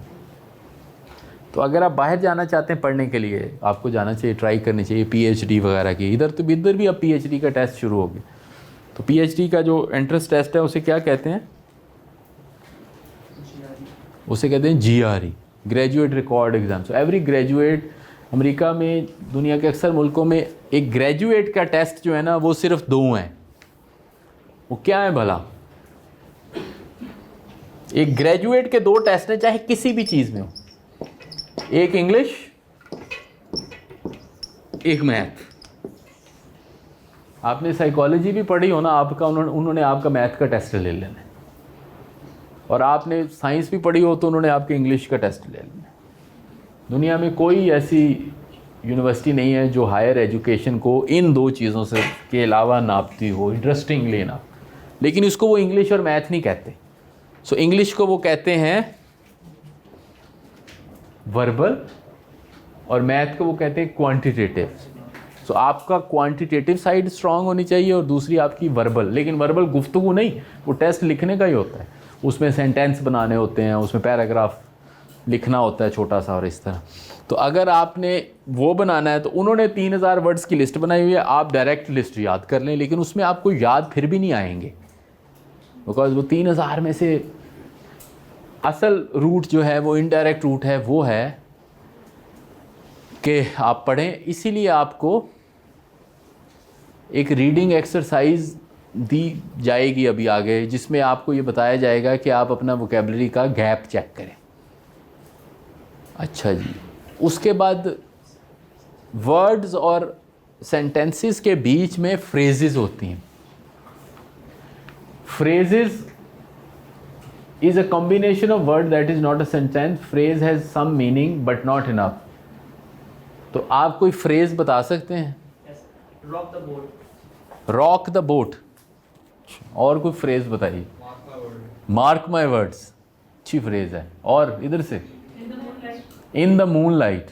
और ईडियम्स क्या हैं? Once in a blue moon. लेकिन ईडियम और फ्रेज में क्या फ़र्क है? बताइए, जल्दी से बताइए। ईडीएम का तो contextual meaning कोई और होता है। ईडियम में कॉन्टेक्चुअल मीनिंग कोई और होता है।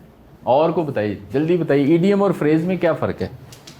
फ्रेज कन्वे करते हैं, से it again. Phrases meaning convey नहीं करते जबकि इडियम्स मीनिंग कन्वे करते हैं। तकरीबन ठीक बात है। फ्रेजेस सिर्फ एक एक्शन को डिफाइन करते हैं। Look down upon, it's an action. जो ईडियम है उसके अंदर एक मैसेज होता है। कॉन्टेक्स्ट दोनों का चाहिए, लेकिन ईडियम का मैसेज बाहर पता चल जाता है।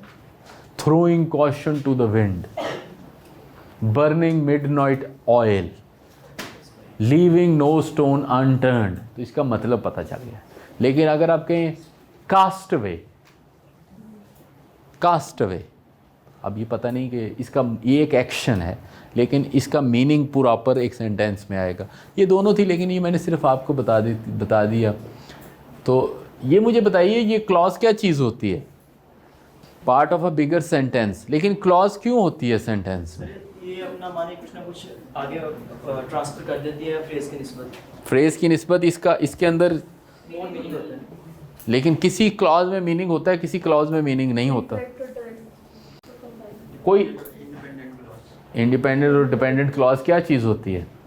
जिसमें सब्जेक्ट और वर्ब दोनों होते हैं, जिसमें सब्जेक्ट और वर्ब दोनों होते हैं। जिसका क्या मतलब होता है? तो स्टैंड और मीनिंग जिसके, हाँ शाबाश, परफेक्ट सेंटेंस पे जाते हैं।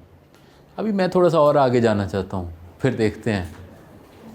बेसिकली जो सारी ग्रामर है, जो हमारा एक बहुत बड़ा चैलेंज है, जिसकी वजह से हमारी राइटिंग स्किल ख़राब भी हैं, उसका सारा पर्पस सेंटेंस लिखने पे है। हमारी जो ग्रामर है, ग्रामर का एंड है सेंटेंस। आप लोगों ने ग्रामर में जब आप पढ़ते हैं तो क्या पढ़ते थे? ग्रामर में जो सबसे डराने वाली चीज़ थी वो क्या थे? टेंस। सो टेंस जो है वो बुनियादी तौर पे सेंटेंस लिखने का फॉर्म है। यानी एक सेंटेंस की कितनी फॉर्म्स हो सकती हैं। चूंकि सेंटेंस जो है उसने बुनियादी तौर पे क्या चीज़ कन्वे करनी है? बुनियादी तौर पे क्या कन्वे करनी है? शाबाश, उसने इंफॉर्मेशन कन्वे करनी है। तो सबसे पहले ये फैसला हुआ कि ये इंफॉर्मेशन जो होगी ये अभी की होगी, पुरानी होगी, या कॉन्टिन्यूस होगी। तो ये तकरीबन, या परफेक्ट होगी। तो ये मुख्तलिफ फॉर्म्स थी जिसमें आप एक सेंटेंस को लिख सकते थे। फिर इसके मुख्तलिफ कॉम्बिनेशंस थे।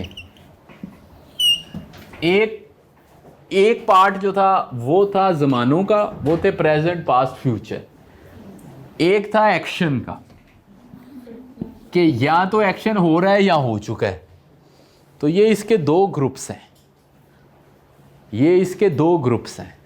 एक ग्रुप में इंफॉर्मेशन का टाइम बताया है, दूसरे इंफॉर्मेशन की टाइप बताई है। यानी कोई एक्शन, बस यही है सारा। अब इन सारों को मिला के मुख्तलिफ कॉम्बिनेशन है।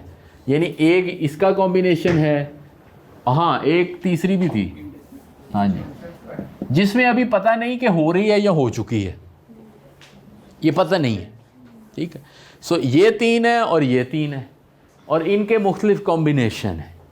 ये सारे combination at the end of the day बनते सेंटेंस ही हैं। सो सारी ग्रामर जो 10-12 साल हम पढ़ते हैं वो सेंटेंस बनाने के लिए, और तो कुछ नहीं है ना। ग्रामर का क्या पर्पस है? तो वो अनफॉर्चुनेटली हम एक ऐसी चीज़ को पढ़ने में 10-12 साल लगा सकते हैं जिसमें शायद कोई 4-6 महीने का काम है सारा, मेरी नाकस राय में। 4-6 महीने में आप उसकी बजाय आप जनरल रीडिंग करें, आप पहले वोकेबलरी डेवलप कर लें, वोकेबलरी डेवलप करवाने के बाद आप पढ़ाना शुरू कर दें। आप पढ़ाना शुरू कर देंगे, सेंटेंस की समझ लगना शुरू हो जाएगी और सेंटेंस अपना रास्ता पानी की तरह खुद ही बनाता चला जाएगा। आप ये चीज़ कर सकते हैं, 4-6 महीने कर लें, 6 महीने कर लें, साल कर लें। उसमें ये तीन आइटम्स और ये 3 आइटम्स जो हैं इनके मुख्तलिफ कॉम्बिनेशन ट्राई कर लें। लेकिन ज़्यादा टाइम अगर हम इस पे लगाते कि एक्चुअली इन सेंटेंसेस से बनना क्या है, क्योंकि सेंटेंसेस ने तो सिर्फ सेंटेंसेस का क्या पर्पस है बस, और इन्फॉर्मेशन भी बड़ी लिमिटेड सी, और फिर एक सेंटेंस की एक लिमिटेड इन्फॉर्मेशन होती है। कोई, मैं इतने जुमले बोल रहा हूँ, हर जुमले में एक इन्फॉर्मेशन। लेकिन आज मैं इधर इसलिए खड़ा हूँ और 3 घंटे मैं बोलूँगा आपके सामने, तो 3 घंटे में मुझे आप सेंटेंसेस की वजह से नहीं बर्दाश्त करेंगे, मुझे आप ये बर्दाश्त करेंगे कि इन सेंटेंसेस को वो मिल के आखिर इम्पैक्ट क्या क्रिएट हो रहा है, इसमें मैसेज क्या है। अनफॉर्चुनेटली हमने सेंटेंसेस पे अपने आप को इतना कर दिया है कि ये जो सेंटेंसेस हैं ना, इन्होंने हमें आगे नहीं बढ़ने दिया, क्योंकि हमने सारी ब्रेक इसी पे लगा दी। आजकल जो ग्रामर है ना, वैसे उसको यूजेज कहते हैं। तो मैंने वैसे इसको बहुत ट्रिवियलाइज कर दिया है, लेकिन इसके अंदर ज़्यादा बहुत एलैबोरेट चीज़ें हैं। मसलन इसमें पंक्चुएशन का एक पूरा सेक्शन होता है। पंक्चुएशन का क्या, जो कॉमा है उस कॉमा पे चैप्टर लिखे होते हैं कि कॉमा कब यूज़ होता है। मैंने एक दफ़ा बड़ा लंबा मजमून पूरा चैप्टर पढ़ा सेमी कॉलन और कॉलन के फ़र्क पे। मैं हर जगह पे जो है ना वो सेमी कॉलन लगा देता था, सेमी कॉलन कहाँ पे आता है, कॉलन कहाँ पे आता है, तो उसके ऊपर डिस्कशन है। वरना पंक्चुएशन पे किताब लिखी जा सकती है, ये नहीं कि नहीं लिखी जा सकती। इसी तरह प्रोनाउंस पे किताब लिखी जा सकती है, इसी तरह वॉइस पे किताब लिखी जा सकती है, इसी तरह वर्ब्स की फॉर्म पे किताब लिखी जा वो तो फिर ज़ाहिर है किसी। लेकिन जो बुनियादी स्ट्रक्चर है वो आखिर में ये है कि आपका जो सेंटेंस है वो परफेक्ट हो जाए। आज आपका सेंटेंस परफेक्ट हो जाना चाहिए, लेकिन अनफॉर्चुनेटली वो भी परफेक्ट नहीं है, तो उस पर भी हम थोड़ा सा काम करेंगे। ज़्यादातर जो है वो फिक्स्ड रूल ऑफ ग्रामर जो हैं वो ख़त्म होते जा रहे हैं और फ्लो पे ज़्यादा ज़ोर है। अब थोड़ा सा एक्सप्रेशन पे बात। Expression is the impact of your written communication. Expression कभी भी एक सेंटेंस से नहीं आता, ये combination of sentence read together है, और इसके अंदर एक एलिमेंट ऑफ आर्ट है, या हो सकता है थोड़ी सी पोइट्री भी हो। A good expression means saying a lot in few words. जैसे मैंने आपको एक एक्सप्रेशन सुनाया कि हमने ये पढ़ा कि जी आप जो हैं वो, मैंने जो बात की कि you can keep on trying, तो वो एक इम्प्रेशन था। अब हम आते हैं स्ट्रक्चर पे। सेंटेंस जो है उसकी इम्पॉर्टेंस ये है कि सेंटेंस स्टाइल और स्ट्रक्चर के बीच में लिंक है। जो स्टाइल है यानी ग्रामर, वो स्ट्रक्चर पे होती है एंड, वो सेंटेंस पे एंड होती है, लेकिन स्ट्रक्चर वहाँ से शुरू होता है। तो इसीलिए जो फाउंडेशन ऑफ स्ट्रक्चर है वो सेंटेंस है। सेंटेंस की कई किस्में हैं, एक टॉपिक सेंटेंस है, एक्सप्लेनेटरी सेंटेंस है, कंक्लूडिंग सेंटेंस है। ये एक हमारा बड़ा चैलेंज है जिसकी वजह से हमारी राइटिंग वीक होती है कि जब हम बोल रहे होते हैं तो ये एक स्टैंड अलोन थिंग होती है। स्टैंड अलोन का क्या मतलब है? मैंने जब गुफ्तगू की ये कर रहा हूँ तो उसमें कोई पैराग्राफ तो नहीं है, ना ही कोई मजमून है, ये सारे कॉम्बिनेशन ऑफ सेंटेंसेस है। ये मैं आपको एक और बात बताऊँ, मैं सबको ये कहता हूँ कि जिनकी औरल गुफ्तगू बेहतर होती है उनके पास अक्सर उनका जो अक्सर पैगाम है ना वो काबिल अमल नहीं होता, इसलिए कि औरल गुफ्तगू is a combination of sentences, तो उसके अंदर आइडियाज़ हमेशा कम होते हैं। तो आप देखें कि फॉर एग्ज़ाम्पल जो भी दुनिया में चीज़ सर्वाइव कर रही है, इवन हमारे हर फॉर्म में, वो एक किसी बुक की बेस्ड पे है, क्योंकि बुक के अंदर, बुक हमेशा आइडियाज़ की होती है। सो ऑरल चीज़ें बुक को एक्सप्लेन करने के लिए तो यूज़ हो सकती हैं, लेकिन अपने आप से ऑरल चीज़ें कभी भी कुछ नहीं बनती। तो इसलिए आप यूट्यूब देखते चले जाएंगे, आपको नॉलेज सफिशेंट कभी नहीं मिल सकता।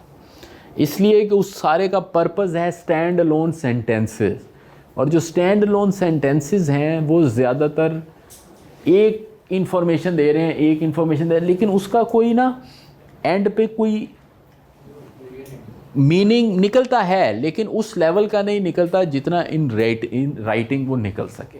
एक और भी वजह है, वो न्यूरो साइंस का है।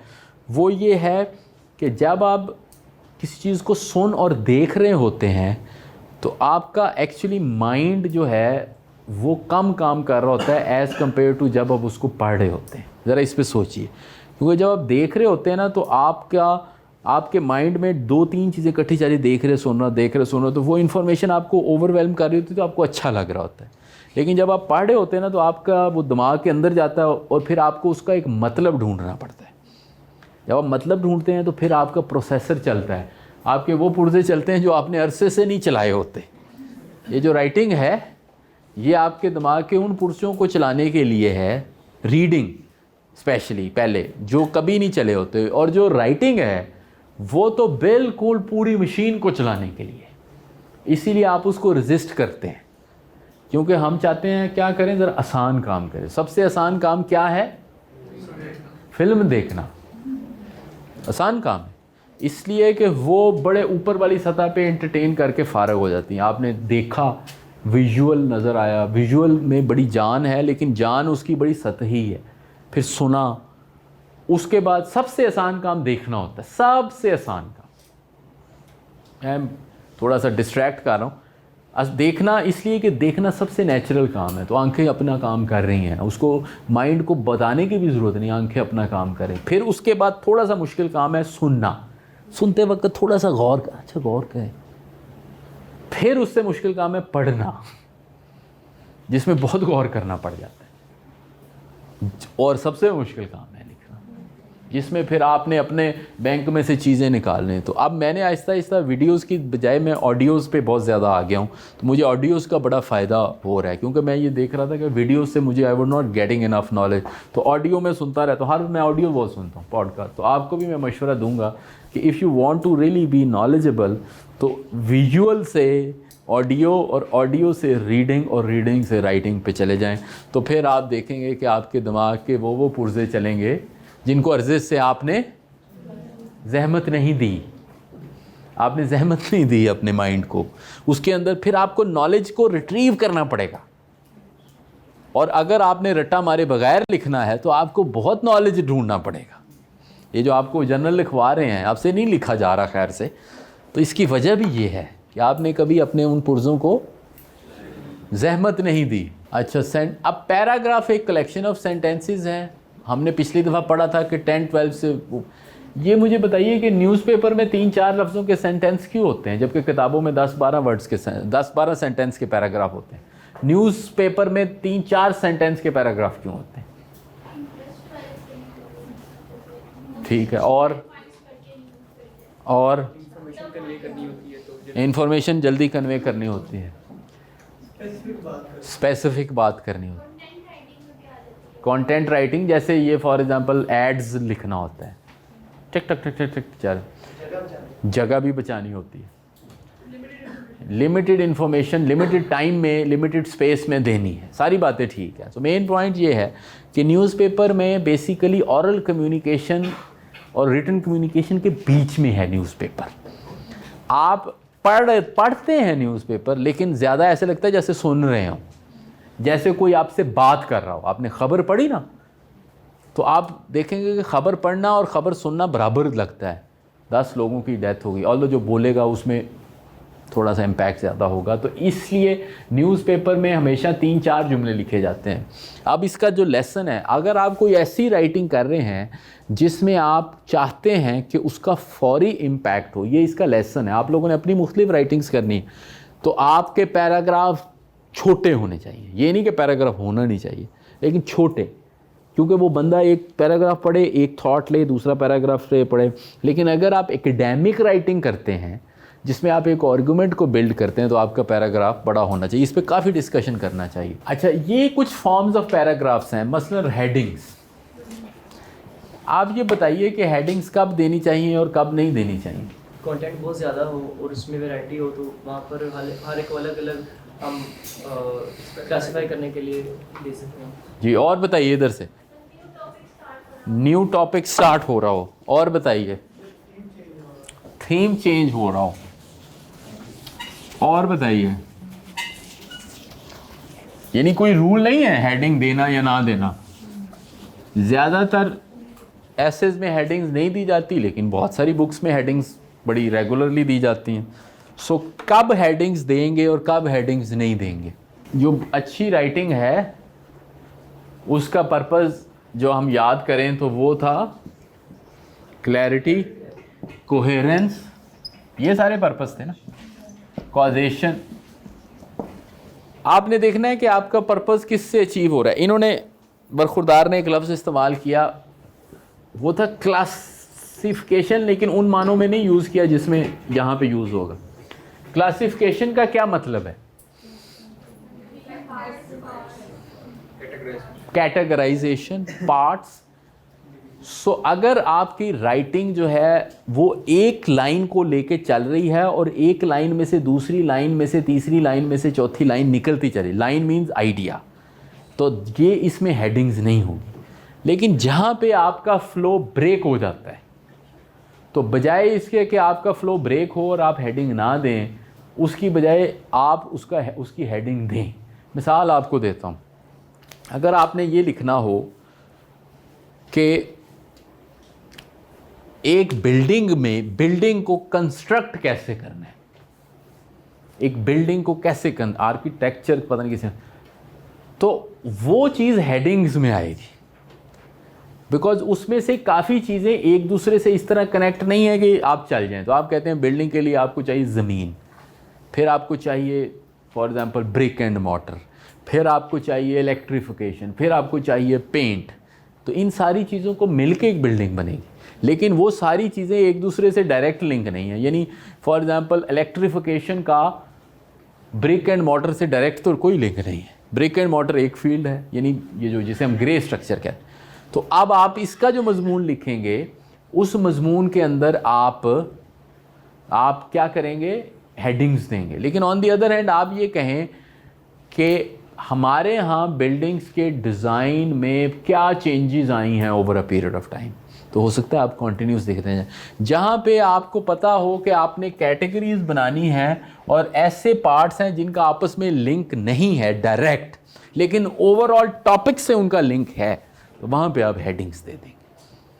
और जहाँ पे आपको पता चले कि उनका आपस में भी लिंक है, तो हेडिंग्स नहीं देंगे। ये बुलेट पॉइंट्स कब देते हैं?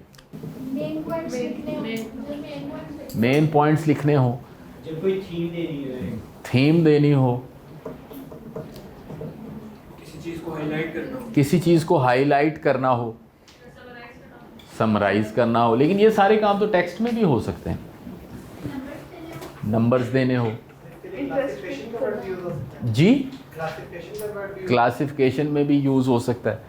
सो बुनियादी तौर पे जो काम ओवरऑल हेडिंग्स का है पूरे कंपोजिशन में, वो काम पैराग्राफ में बुलेट पॉइंट्स करते हैं। सो आपने फॉर एग्जांपल एक पैराग्राफ लिख रहे हैं, उसके अंदर 6, 7, 8 चीज़ें आ गई हैं जो सारी आपने सतही बतानी है, यानी डेप्थ में नहीं बतानी। यानी डेप्थ में आप नहीं बता रहे, सिर्फ सतही बता रहे हैं, तो तब आप बुलेट पॉइंट्स दे देंगे। लेकिन अगर एक ऐसी राइटिंग आप पढ़ें जिसमें सिर्फ बुलेट पॉइंट ही बुलेट पॉइंट हो, तो वो आप उसके बारे में क्या समझेंगे। यानी मैंने फॉर एग्जांपल राइटिंग की ये हाउ इफेक्टिव पीपल 7 हैबिट्स, तो मैंने पहला बुलेट पॉइंट दिया, उसके नीचे 6 बुलेट पॉइंट और दे दिए सब, फिर 6 बुलेट पॉइंट हो, ये प्रेजेंटेशन की तरह। ये सारी प्रेजेंटेशन तो बुलेट पॉइंट। लेकिन ये presentation as a book form में क्यों नहीं लिखी जा सकती? क्यों नहीं पढ़ेंगे आप? वैसे समझ नहीं आएगी ना, यहाँ पर तो मेन तो समझ क्यों नहीं आएगी? इसके साथ एक्सप्लेनेशन नहीं होगी, और क्या नहीं होगी? कनेक्शन नहीं होगा। उसके अलावा अगर मैं आपको सिर्फ ये दिखा दूं और बोलूं कुछ ना, तो फिर आपको क्या समझ लगेगी? मैं कहूँ ये देखें जी, मैं साथ इशारे करूँगा, ऐसे से करूँ, तो क्या समझ? क्योंकि मैंने इनको, जो आपने बात की, इसको एक्सप्लेन करना है, इसको कॉन्टेक्स्ट प्रोवाइड करना है। तो जब प्रेजेंटेशन होती है तो बुलेट पॉइंट के साथ ऑरल कॉन्टेक्स्ट होता है, लेकिन जब राइटिंग होती है तो उसके अंदर जो कॉन्टेक्स्ट है वो फिर जुमलों के लिंक से आता है। फिर आप सिर्फ बुलेट पॉइंट पे गुजारा नहीं कर सकते, लेकिन आप bullet point of and on दे सकते हैं। टेबल एंड चार्ट्स हैं वो भी आप दे सकते हैं, पिक्चर्स आप दे सकते हैं। अब तो बड़ी अच्छी इन राइटिंग में कोई हर्ज नहीं है, कोई पिक्चर लगा दें, कोटेशंस दे सकते हैं, टेक्स्ट बॉक्सेस दे सकते हैं। अब ये जो मैं अपनी तरफ से इसको लिख रहा हूँ, ये जो मैं कोर्स पढ़ा रहा हूँ इसको लिख रहा हूँ, तो उसके अंदर मैं टेक्स्ट बॉक्सेस दे रहा हूँ। टेक्स्ट बॉक्सेस किसके लिए आते हैं?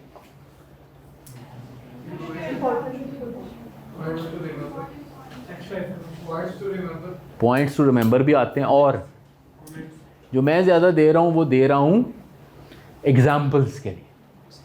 ज़्यादातर टेक्स्ट बॉक्स एग्जाम्पल के लिए आते हैं। यानी मैं एक बात कर रहा हूँ, जिस तरह ये है ना, ये जब मैं लिखूँगा जाके ना, तो मैं कहूँगा फॉर एग्जाम्पल पैराग्राफ इस तरह होता है, इस तरह होता है, इस तरह होता है, साथ मैंने कोई मिसाल देनी है इसकी, तो उस मिसाल के लिए मैं एक टेक्स्ट बॉक्स बना दूँगा, क्योंकि विजुअली लोगों को याद रखें। जब आप अपनी रिपोर्ट्स वगैरह लिखें तो आप ये सारे टूल्स उसमें यूज़ करें। कंपोजिशन ऐसे को भी कहते हैं, इसमें चैप्टर और सेक्शन होते हैं। मैंने पहले भी कहा कि 15 to 20 पेजेस होते हैं, क्योंकि 45 मिनट्स है, रिलेटिव अटेंशन स्पैन है, फ्रेमवर्क और मॉडल है, ये तो चलो 45 मिनट में होगी। अब हम बात करते हैं सब्सटेंस पे। आपने जो तीसरी बात की थी जिसमें आपने कहा मैसेज होना चाहिए, कंटेंट होना चाहिए, उसको मैं सब्सटेंस कहता हूँ। अच्छा जी, ये आपकी टास्क है। अभी आपने कोई टॉपिक जो पहले से नहीं सोचना, आपने रैंडमली लिखना है 10 मिनट, 10 मिनट्स विदाउट स्टॉपिंग। सोचना नहीं है आपने, टॉपिक तो सोचेंगे। सोचने से मेरी मुराद ये है, सोचेंगे, सोच के ही लिखना है, सोच बंद करके तो नहीं, फ्यूज़ बंद करके तो नहीं लिखना होता। मीन्स के अभी फॉर एग्जांपल, अभी आपने अभी बैठे ना, अभी मेरे पास कोई टॉपिक नहीं, यकदम मुझे आप कहें ना 10 मिनट लिखो, तो मैं यकदम उठाऊंगा और मैं लिखूंगा ह्यूमिडिटी, क्योंकि मुझे ह्यूमिडिटी महसूस है। मैं ऊपर लिखूंगा ह्यूमिडिटी, और मैं फिर ह्यूमिडिटी पे कर लिखता हूँ, humidity is very disturbing, humidity वगैरह। और फिर उसके बाद जो है ना, तो जो टॉपिक मुझे याद आना चाहिए वो ऐसा होना चाहिए जो यकदम आए लाइट की तरह। ऐसा नहीं है कि मैं लिखूँ, वो क्या नाम आपने बताया था अपनी साइंसी टर्मिनोलॉजी का? Spectrophotometer. Spectrophotometer is a device which measures what? Optical density. So this is something you already know. So what you are doing is just describing something already know. You अभी रुक जाएं. You should write something you don't know. For example, I don't know humidity. Humidity को उर्दू में क्या कहते हैं? Hubs. जब मैं छोटा था मुझे उर्दू नहीं आती थी इतनी, तो मैं इसको जिस पढ़ता था। हम कहते थे आज बहुत जिस है, बाद में पता चला वो हे के साथ बे है, एक हम सब कहते थे वो जीम है।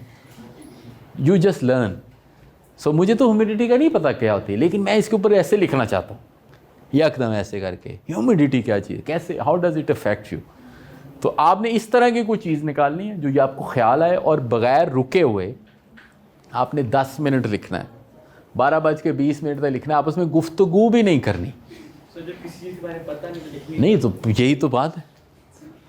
आपके ज़हन में एक चीज़ आई है ना, तो इसका मतलब कुछ ना कुछ आपकी सोच तो है, उसके बारे में सवाल लिख सकते हैं। सवाल लिखें, why it is happening like this, just write randomly, speedily, and just write anything. ये भी लिखते हैं, I don't know about humidity. Why I don't know about humidity? I should know about humidity. Everybody should know about humidity. Frustration is a feeling. It's not a good feeling for anything when you don't want to do like something or anything. It's a feeling of upset and annoyed, especially because of inability to change or achieve something. We feel bored and do not want to do something. For example, when someone who has been working on the some project but no success, then they frustrate themselves.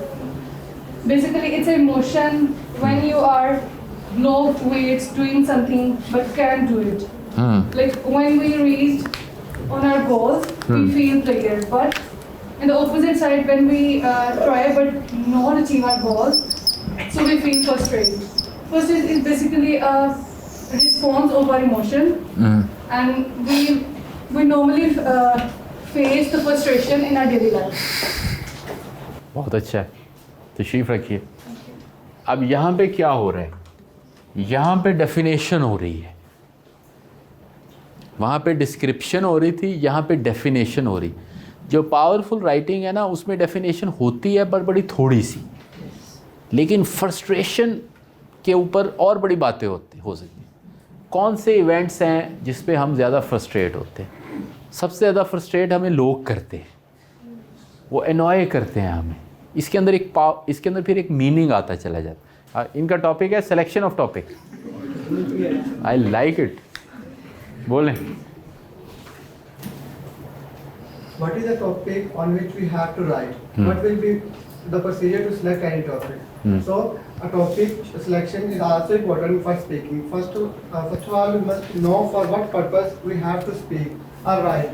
In which category we have to discuss our topic, like we have to write our topic for academic, science, social, or a number of other disciplines. But the topic must elaborate the whole essay with its name. To select topic, it is mandatory.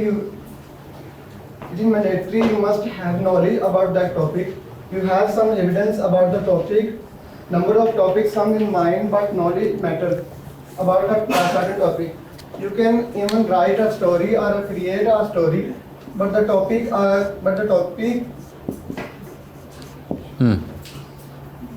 then you have. But the topic you are writing must. कोई मसला नहीं, मैं भी अपनी लिखा हुआ नहीं पढ़ सकता अक्सर। But the topic you are writing must link with the knowledge which you have elaborate below. Once you have selected the topic, you must have clarity about that topic. Then you have explain the topic by discussing reasons for good writing. You must have elaborate the cause with the description. If you are challenging or claiming something, you must have some evidence about your claim. Thank you, very nice. इसमें एक plus था, एक minus है। Plus क्या है? मैंने लिखा curiosity है इसमें। ये जिस तरह गुफ्तगू में आप उस बंदे को भी पसंद करेंगे जो कहे कि मुझे कुछ नहीं पता लेकिन मैं जानने की कोशिश कर रहा हूँ, उसको यू विल लाइक दैट कि ये समवन इज़ ट्राइंग। इसे कहते हैं क्यूरियोसिटी, तजस्सुस। तो इसका जो प्लस था वो तजस्सुस था कि अच्छा ये चीज़ क्या है, क्यों है। आगे जाके इसमें एक प्रॉब्लम पैदा हो गया, वो थी रिपीटिशन की। शुरू तो ठीक हुआ, फ्लाइट ठीक थी, लेकिन फिर सस्टेन नहीं हुआ। फिर अब उसमें नए एंगल चाहिए थे, और उस नए एंगल में फिर मिसालें, मसलन अखबार की कोई मिसाल आ जाए, किताब की कोई मिसाल आ जाए, कोई टीचर की मिसाल आ जाए। इस तरफ से मुझे एक और चाहिए। और बताइए। डिप्रेशन और stress, mental health. Stress is one of the serious issue for young generation. Sometimes we suffer this situation, but no one understands the feeling of depressed person. When we try to inform our family, most of parents cannot understand this. They say just these words, you lazy, do not make lame excuses, focus on your study. But some parents take it seriously and concerned with the doctor. They do not care what people or relatives say. They just focus mental health of a child. ठीक है, बैठिए। अब यहाँ पे ना कुछ examples हैं, इसके अंदर भी मज़ीद जान डाली जा सकती है। इसका स्टार्ट जो है ना वो अच्छा हो, इससे हो, मसलन इसका स्टार्ट ये हो सकता है, we think that the only problem is career और फलां, ये कंट्रास्ट का प्रिंसिपल है, but actually the problem is stress. आप लोगों के लिए अच्छी खबर ये है कि आप सब लोगों ने, जिन्होंने कोई ऐसा टॉपिक चूज़ किया है जिस पे उन्होंने पहले नहीं सोचा था, तो आप सारे लोग विनर हैं। अगर आपने कोई ऐसा टॉपिक चूज़ किया जिस पे आपको पता है और आपने उसी को रिप्रोड्यूस किया है, तो आप लूज़र हैं। लूज़र क्यों हैं? लूज़र इसलिए हैं कि आपने कुछ गेन नहीं किया। जो चीज़ आपको पता है तो वो तो आपको पता है, वो तो आपसे कोई ले तो नहीं रहा। लेकिन अगर आपने एक नई चीज़ पे जा गए तो तब आप विनर हैं, तब आपने आपकी क्वालिटी जो है वो गेन है। हो सकता है किसी ने 20% अच्छा लिखा हो, किसी ने 10% अच्छा लिखा, किसी ने 40%। ये ज़रा पढ़िए, जो आपके माइंड में आए आप पहली दफ़ा लिखें। Don't stop, don't stall. Stall का मतलब होता है अपने आप को ब्रेक लगानी। स्टॉप और स्टॉल में तकरीबन एक ही चीज़ है, hesitate. Yes, most of the thoughts are repetitive, mundane and useless. repetitive, mundane का क्या मतलब है? ऑर्डिनरी। बहुत अच्छा तर्जुमा किया। उर्दू में इसके लिए लफ्ज़ है आमियाना। आमियाना लफ्ज़ सुना आपने? कई दफ़ा की सुनी हुई बातें। और useless, yes, most of the thoughts are crap. लेकिन within all the crap there is a gem। इसी क्रैप में जेम है।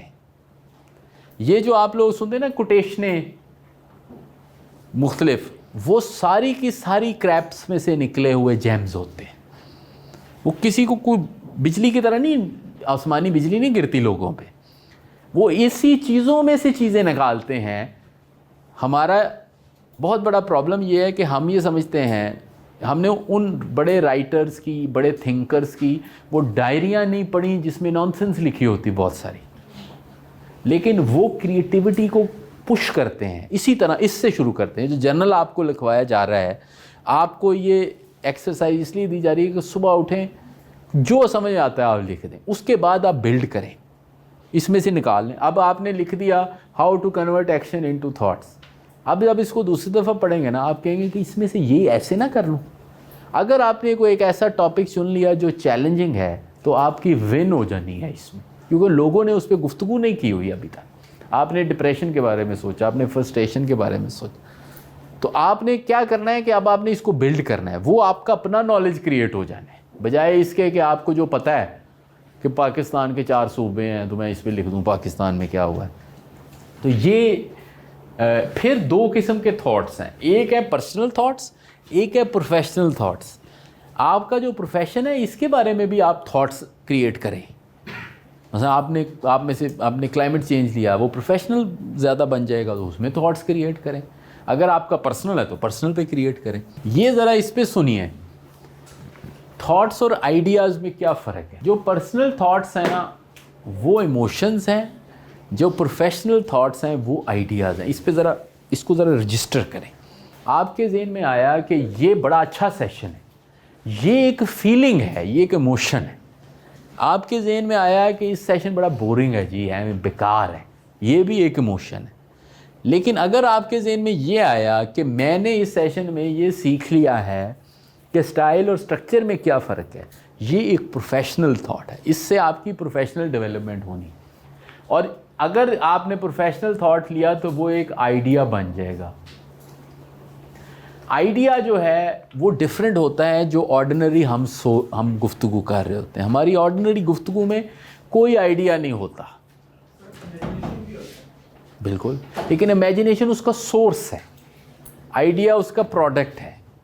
इमेजिनेशन ये है कि आपने ये सिलेंडर पड़ा है ना, तो आपने ये सोचा जो चीज़ नज़र नहीं आ रही सामने वो क्या है, तो आपने एक चीज़ क्रिएट की उसके बारे में, वो हो सकता है सही हो सकता है ना हो। फिर अगर आपके बहुत सारे आइडियाज़ इकट्ठे होंगे वो एक कॉन्सेप्ट बन जाएगा। और उस तरह अगर आपके बहुत सारे कॉन्सेप्ट इकट्ठे होंगे वो एक फ्रेमवर्क बन जाएगा। फ्रेमवर्क का दूसरा नाम है मॉडल। फ्रेमवर्क और मॉडल ऑफ थेरीज। आप लोग जो पढ़ते हैं वो सारे फ्रेमवर्क्स हैं, तो क्या आप किसी फ्रेमवर्क का नाम बता सकते हैं अपनी प्रोफेशनल फील्ड से? जी बताइए, वो क्या है? डिज़ाइन ऑफ इक्विपमेंट पे। और बताइए वो फ्रेमवर्क कैसे बना? एक्सपेरिमेंट से बना होगा ना, तो उसके अंदर एक कॉन्सेप्ट और आइडियाज़ का तसलसल है। तो आपकी कोई फेवरेट थ्योरी होगी।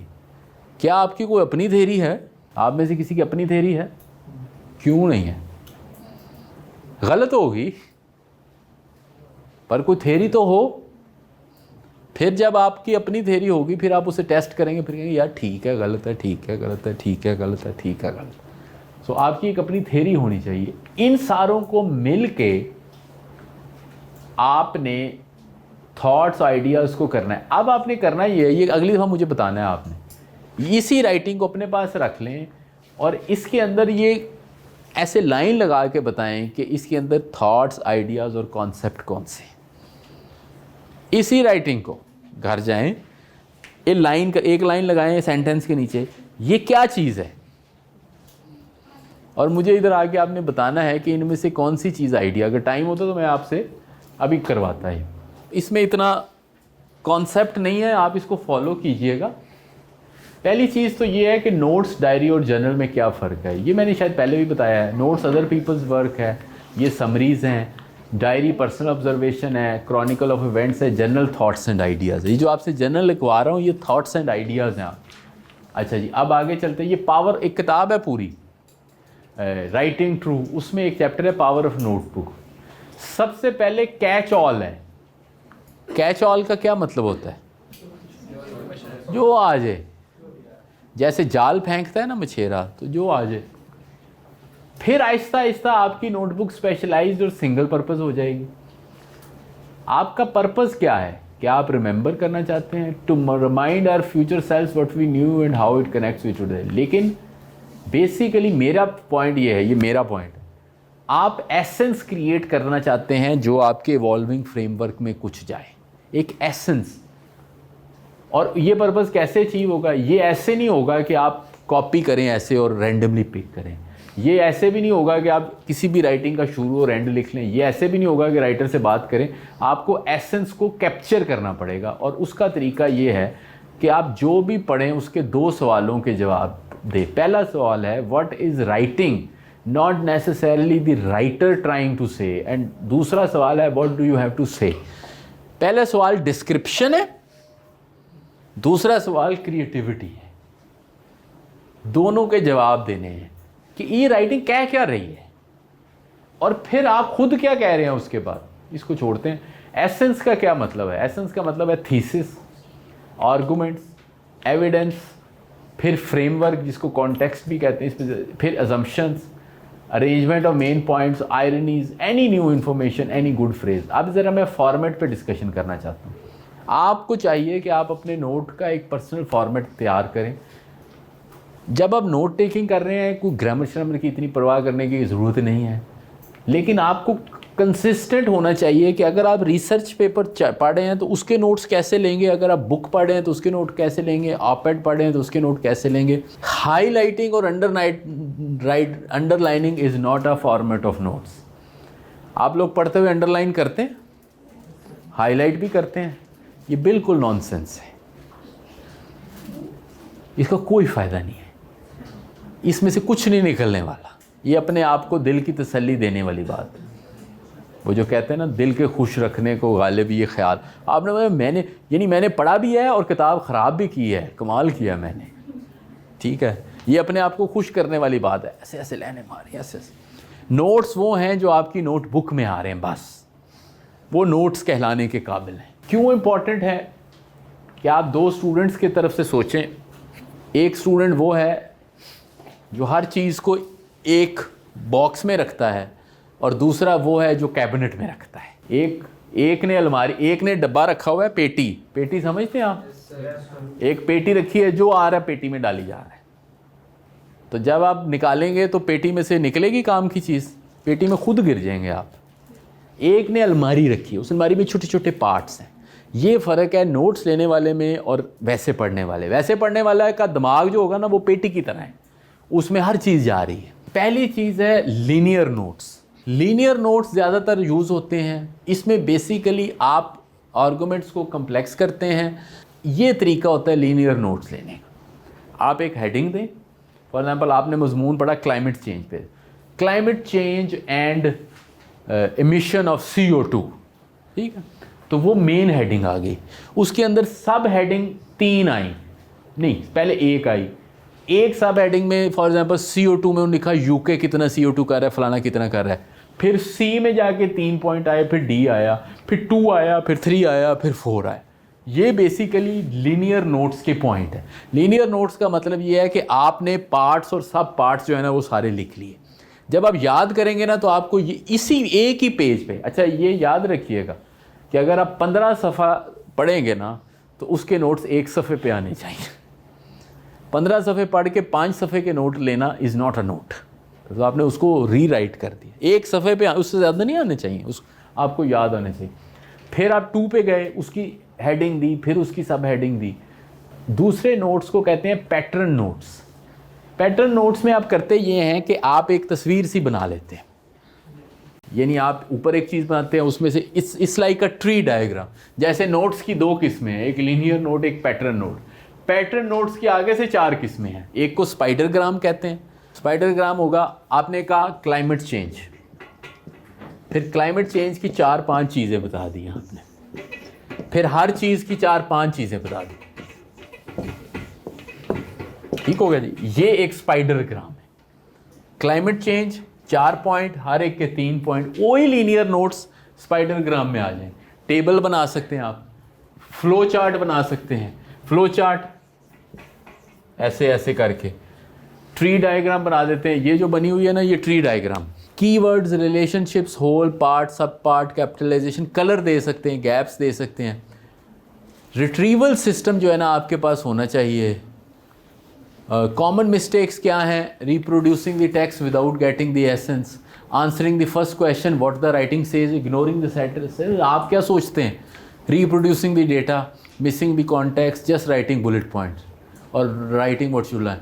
जो अच्छे नोट्स हैं वो विजुअल होते हैं, क्रिएटिव होते हैं, readable, and they act as a trigger. आपको याद आ जाता है, fit into a system and feed into sessions. अच्छा, अब आपने अगली दफ़ा नोट्स दिखाने हैं।